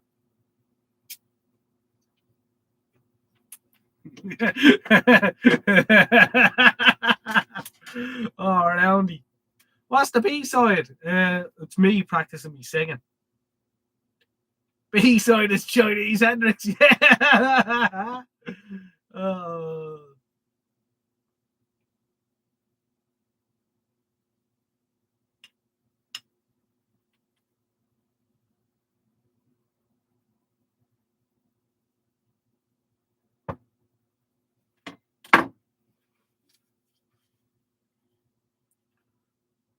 Hey, Born, he only does that so he won't be told I have a headache.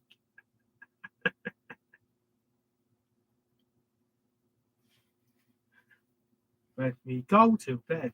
I'm going to. A. Go to sleep. B. Read a book. C. Ravish you. A is the correct answer. Bedtime is for sleeping. Have you any more light left in your camera? You're a beast. You're a beast.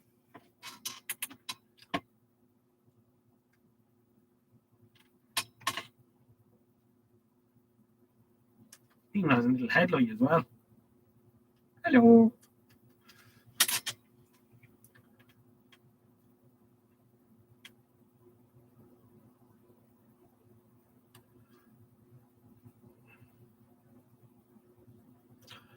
I believe cassettes are making a comeback, Al. Yeah. I don't know what all that is about. I suppose we've been through the vinyl thing. So I suppose cassette is the, well, I would say cassette is the next logical step, but it's not. We're missing 8-track, aren't we?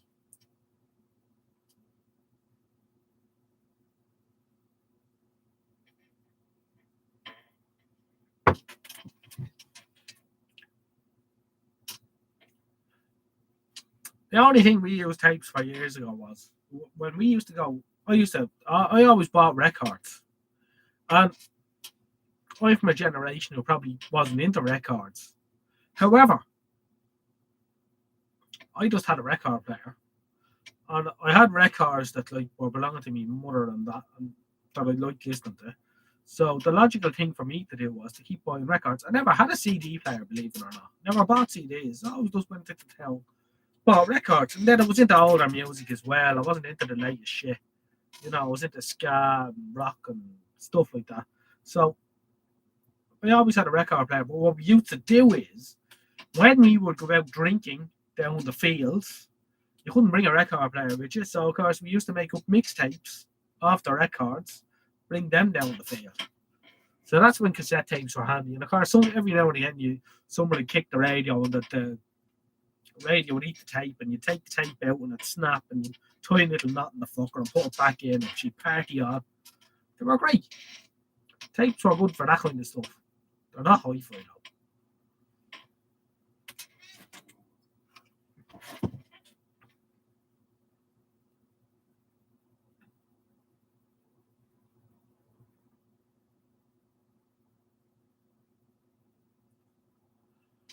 Records have outsold CDs from what I've heard. I can't believe that CDs are still a thing.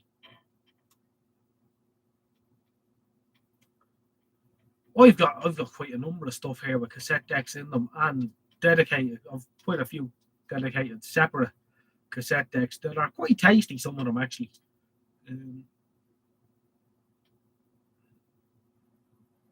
Had the record player got a starting handle?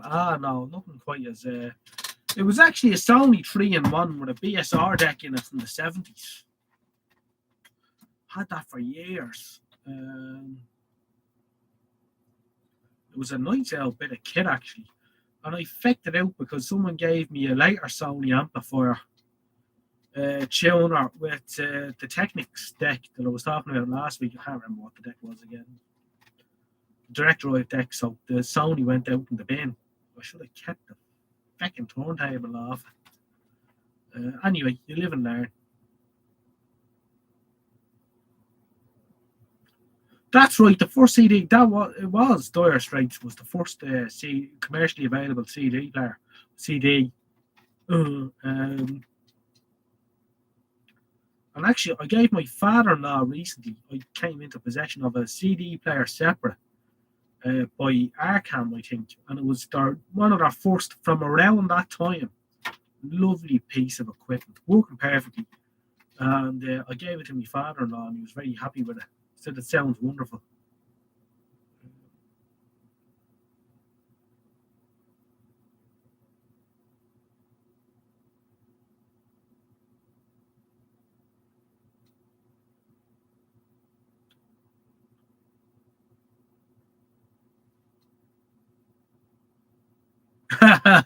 This is Hodge. Yeah, I've been there, all right.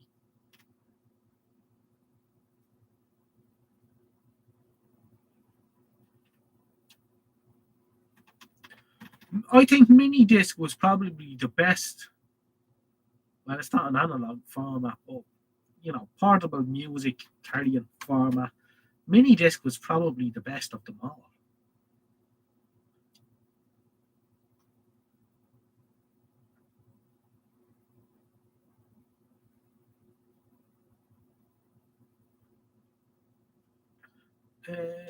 Early CD review said it was so good you could hear Ringo's bass pedal squeak. Reviewer said, "Who wants to hear that? I want to hear music." Yeah.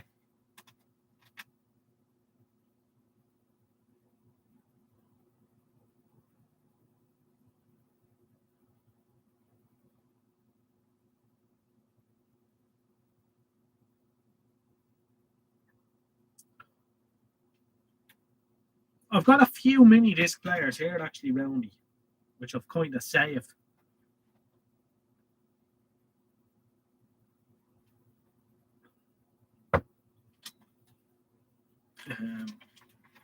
They're not something that I ever used myself at the time. A couple of my mates used them though.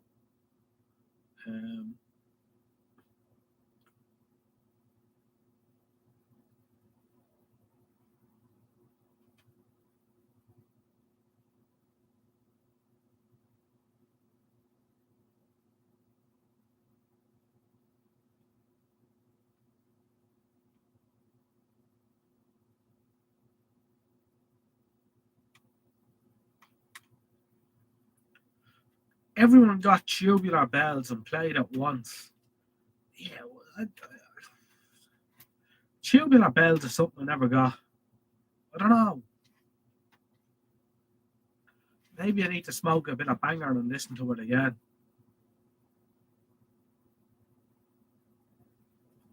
George Christophe still plays Tubular Bells. I bet you do, George. I bet you do. George, what colour is the hair at the minute? I remember Sony brought out a digital cassette machine. Yes, I remember something about that all right. I don't think I ever come across any of them. Well, I was aware that there was digital cassettes.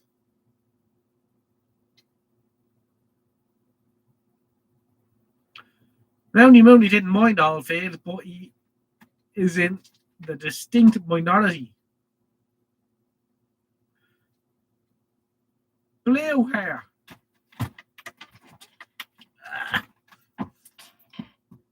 Wonderful. John Michel Jarre is good as well. I got to demo it. It was very good, but never took off. No, well, it was a bit too late, wasn't it? We were into other formats then at that stage.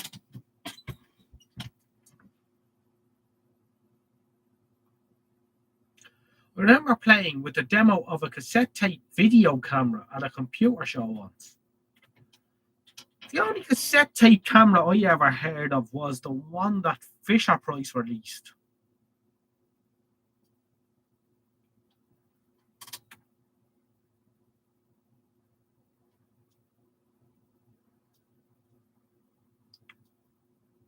There was a Philips DCC. All the disadvantages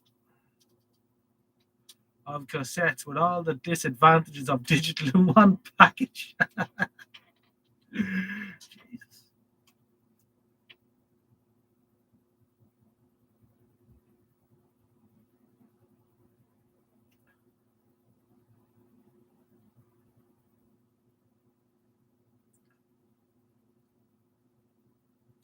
It wasn't very good. It was just a low-res black and white thing. Yeah.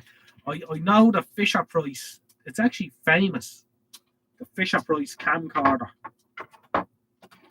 And it was a children's it was aimed for children. And it used a normal audio cassette to record video on. And I think it ran at like 3 or 4 times normal cassette speed. And I believe they've sort of a cult following now. Someone made a film out with using one of these. And there's a whole cult following for these cameras now if you come across them. They're actually worth a bit of money.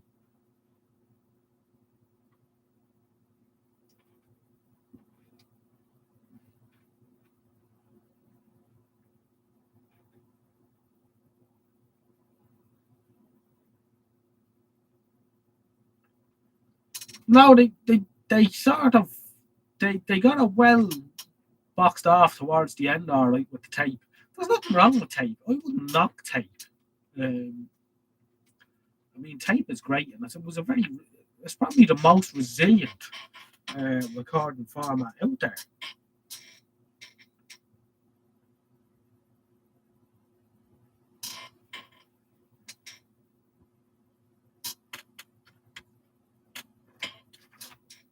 So there's nothing wrong with it.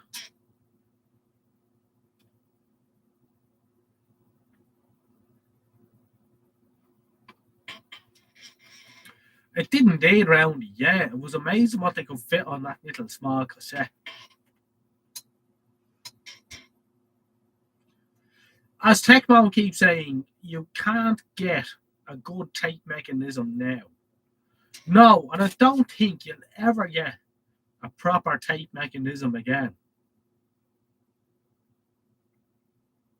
There is only one chassis available for compact cassette now.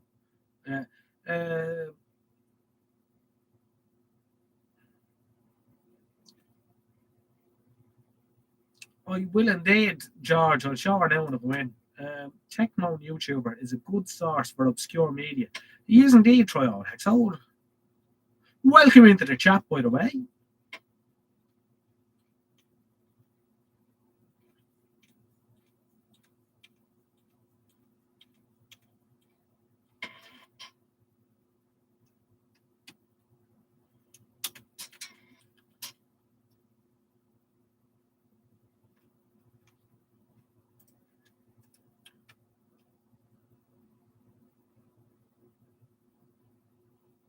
The problem with the Sony Walkman, the speed varied on some models.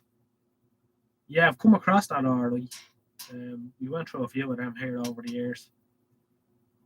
They were not consistent.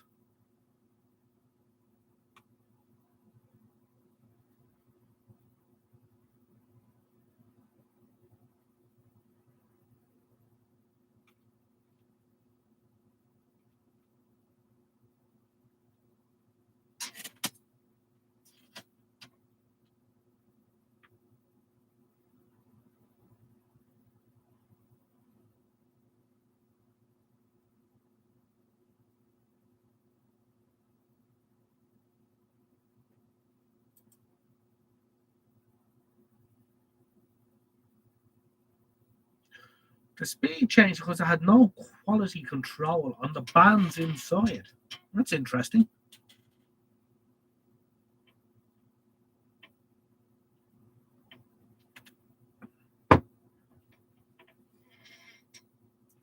There's a story about when they designed a Sinclair Spectrum. Only the I don't know.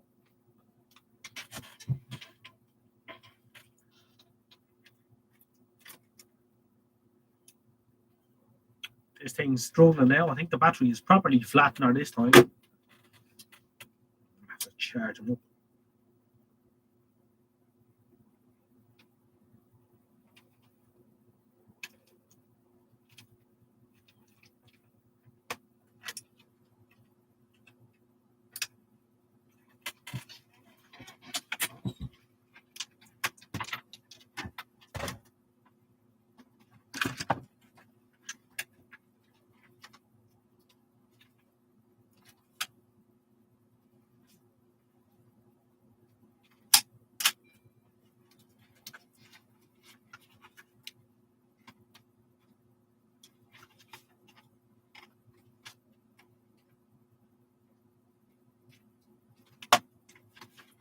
I'll have to charge these up with the bench power supply and get them going.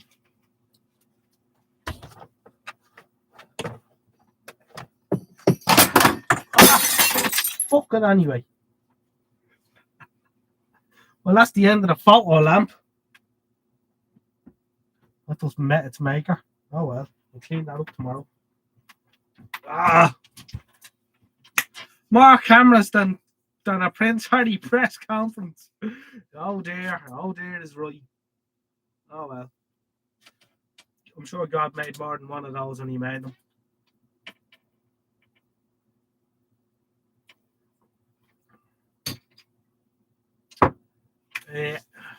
These things happen.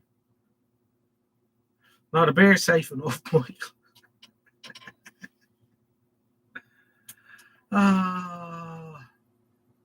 Sack the juggler. Yeah, and it was all in kind of slow motion as well there, you know. Not to worry. Nothing irreplaceable was damaged.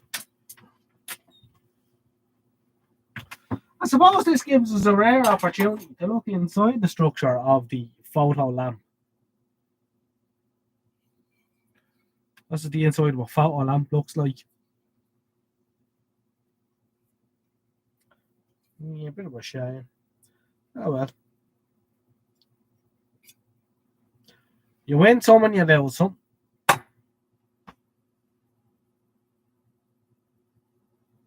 Tell you what I did notice though, when I hit the ground it exploded. So there's obviously an inert gas and under a low pressure in there, which is sort of semi-interesting. Except for the fact that I'll have to fill up all that glass tomorrow. Oh, it did bounce. Yeah, a bit of a shame. Oh well, not to worry. To be fair, I can't afford to run that lamp anyway.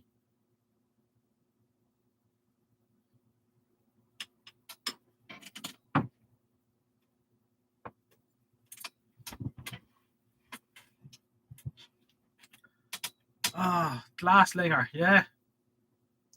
Look at the money you're saving, exactly. I'll never have the opportunity to switch that one on again anyway. Glass slung. Well, you know, you can't win them all.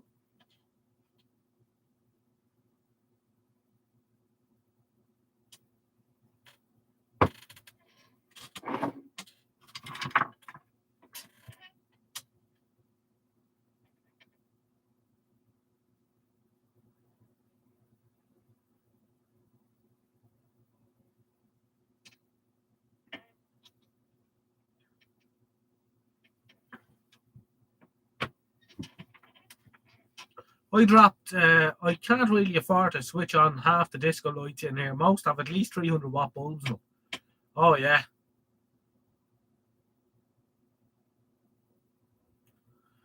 Well, the cat ripped the cloth on one of my vintage radios. Let's say I haven't seen the cat since.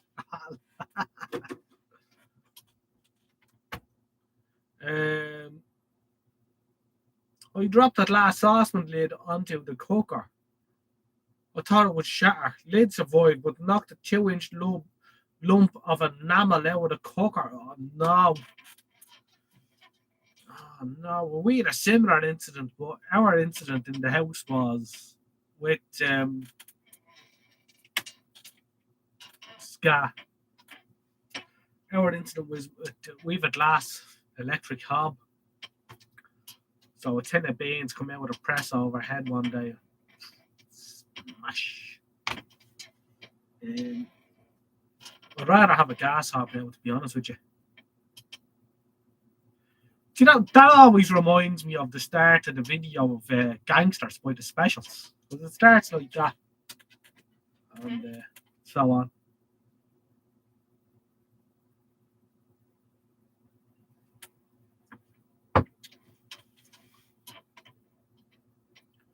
But yes, accidents happen for sure. We've 38 people watching, 49 thumbs up, which is good, I suppose. Or One Night in Bangkok from the musical. Chess. Oh yeah, of course, yes. I'm saying I have that LP inside actually. The music to that.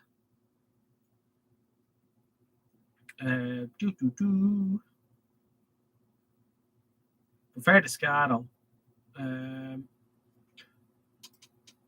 Participants in the chat. Audio George Christophe, Jerry BVR, Kev B, Michael Tranfey, Mrs. Odgelodge, Norma Donny, Odgelodge, and Roundy Mooney.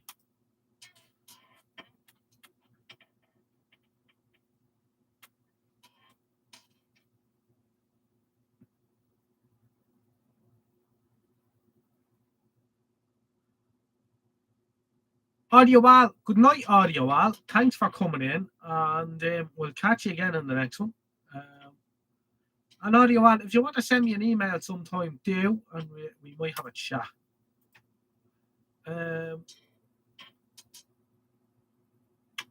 No sign of Chipmunk tonight.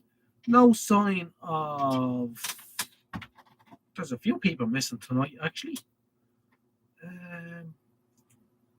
Who else did we not have here tonight? Well, you tell me, lads. Who's missing tonight? Chipmunk's missing, obviously. Robert Cross was in last week. We missed him. Underscore, we've missed. Yeah, that's right. Yeah, didn't see him either.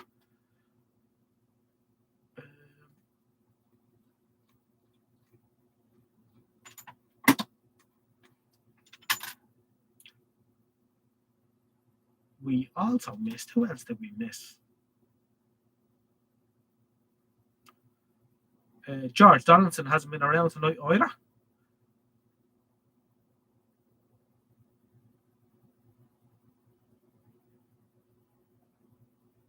White Sapphire must be gone. Yeah, I don't know. I haven't seen her in a while. She might be gone to bed. Although she usually says when she's clocking out. Are you still here, White Sapphire?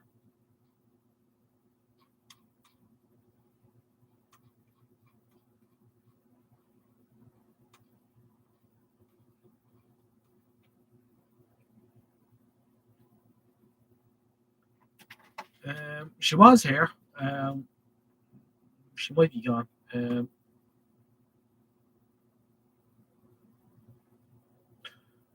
It wouldn't let me at her if she wasn't. Oh, I see.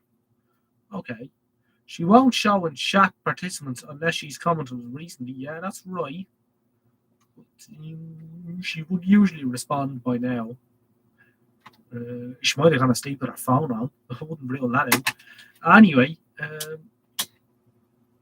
who else did we have here last week? Oh, we had Graham, of course, the radio cruncher. He's not here tonight either. So we're missing a couple of people. But not to worry. I'm sure they shall return in future live streams. We may move the live stream down the road. The live stream may be moved from Sunday nights to some other night. due to Odgenodge work commitments. So that's something to be prepared for, lads, just in case that should arise. May not always be Sunday nights. At Roundy Mounty, I thought as soon as they leave, you can't at them. Well, I'll tell you what, Dennis, you know what you can do? Try and at someone that definitely isn't here. So we know that we know Underscore isn't here tonight, so we'll try and at him and see does it work.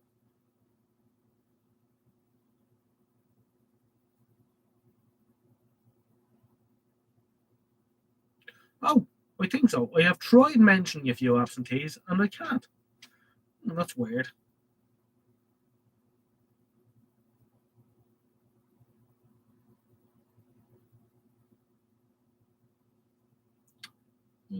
I may be just going to sleep. You wouldn't know. Anyway, it doesn't matter. If you are here and you haven't shown yourself, stick an emoji or a thumbs up or something in the chat just to know, so we know that you're here.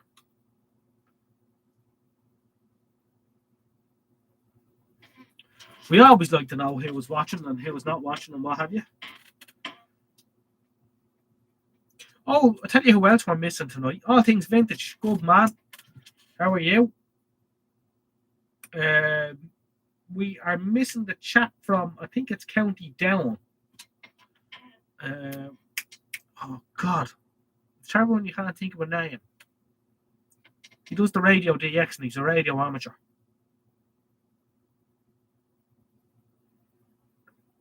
He's usually in here on a Sunday night. Mike Ballon. Hello, hi everyone. Hello, Mike. Good to have you on board.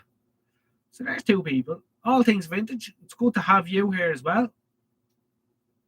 Mike Mallon. What is your? I know All Things Vintage, and he is a television collector from Ireland. So I know him. It's good to have you in the chat. I'm glad to see you're watching. And Mike Mallon, don't think of seeing you in the chat before. So if you could tell me a little bit about yourself, if you'd like to. Radio Restorations by Colin. You were here last Sunday, Colin, I'm sure. I think I remember you from the chat last Sunday, so it's good to have you here as well. Of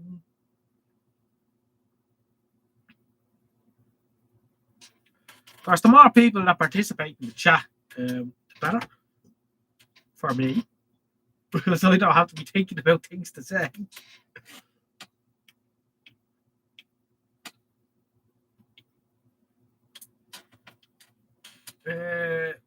Scan for letter here. Now there is a username I've ever seen one.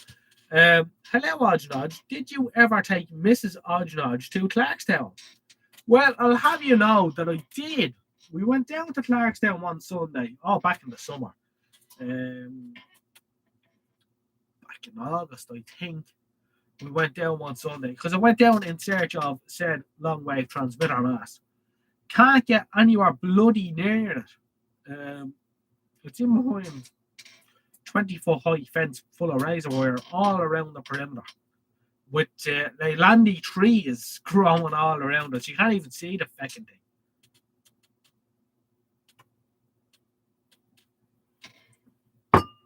And what I'm told is they're concerned down there because when they put that mast up, they had to bury about 100 tons of copper in the land all around it as a ground plan. And actually could be more than that. I can't remember now. It was at least 100 tons anyway. As radials for the ground plan. So there's quite a money's worth of copper buried in that field around that mast. So they're obviously concerned that people will go in and start digging up the field for the copper.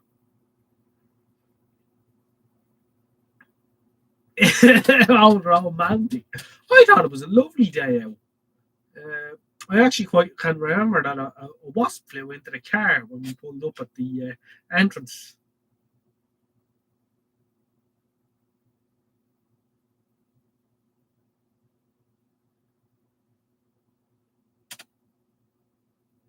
the former Atlantic. What Brownie Mooney says there is very interesting. I remember a video from the peak of Atlantic 252. The fence was literally resonating to the sound. I watched a video on YouTube there during the week of 234 Luxembourg, and the fence. This fella was made last year, and there was this old rusty gate going into the field where the masts were, and the fucking gate was singing to the transmitter. It was incredible, you know, when you've got that kind of power. Well,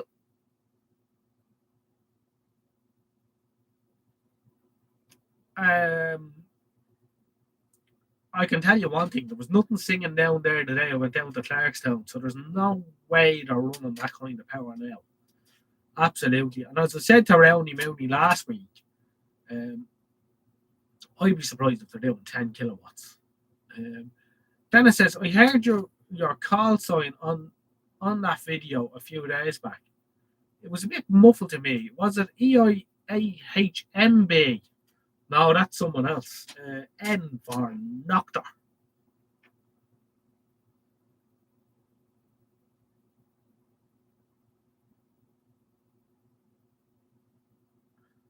Yeah, EIAHNB.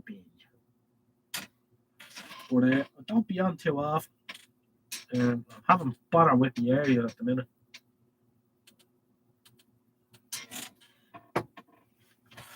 I have a rather large garden, but I can't go up high for various reasons. So that causes me problems. So I'm thinking I might do like a loop or something like that. I've got to double it up at the minute, but it's simply not high enough. It's only 20 foot.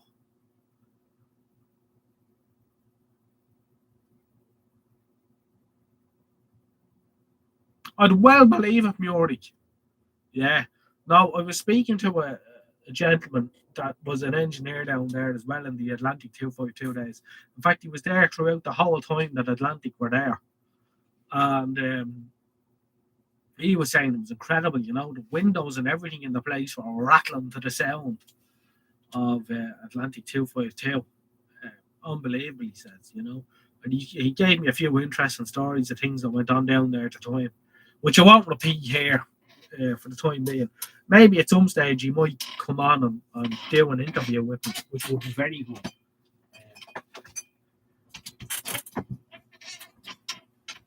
But Atlantic 252 was a brilliant station. It was my favourite station too, believe it or not. I loved it. And the way it used to come out with radios, with that power and everything, it was just excellent.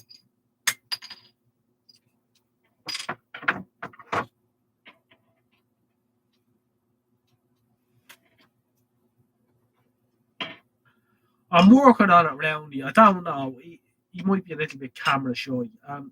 Unfortunately, one of the biggest things I have here, if you look at the bio on my channel,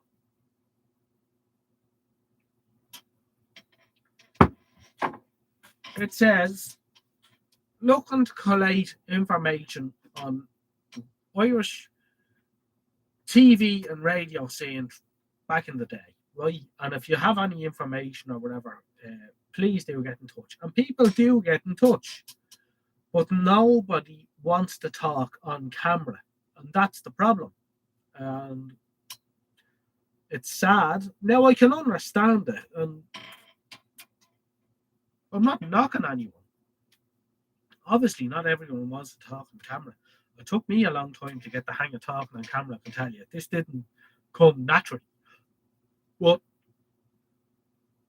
there is something that's being lost because as time goes on, the amount of, you know, proper TV men and people who worked on RTE and Atlantic and all these places, I mean, they're getting thinner on the ground day by day. And I think something is being lost, and it should be recorded, you know.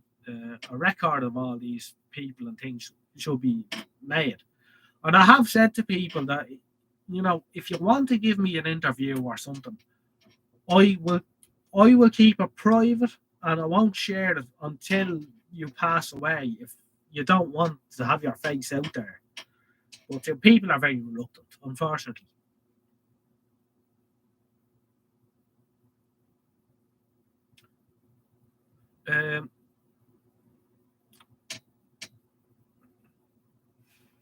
Let me catch up with that chat.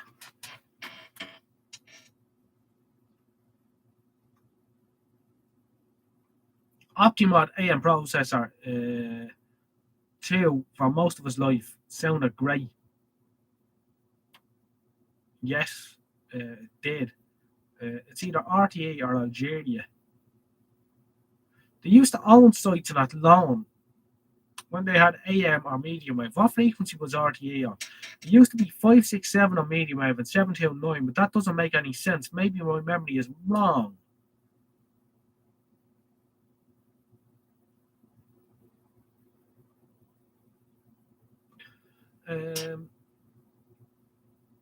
Yeah, 567 was Athlone, as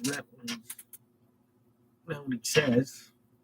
729 was Cork. The Cork mast is still in situ south of the N28 dual carriageway. I wasn't aware of that, Rowney.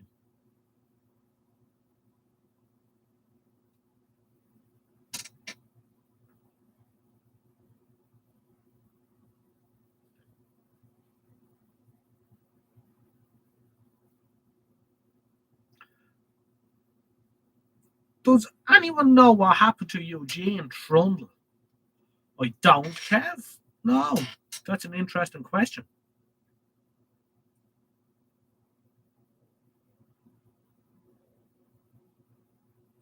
It took 2 goals to blow up the unused Daventry mast. What a bloody shame, George Tail.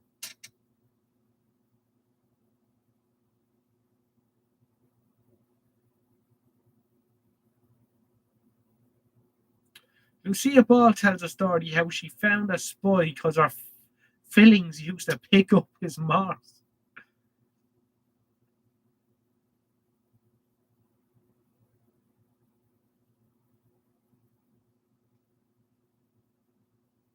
It only took a little cold breeze to pull Emily down, yeah.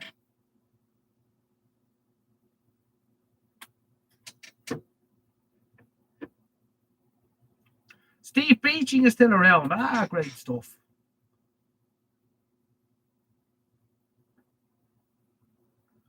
Thank you.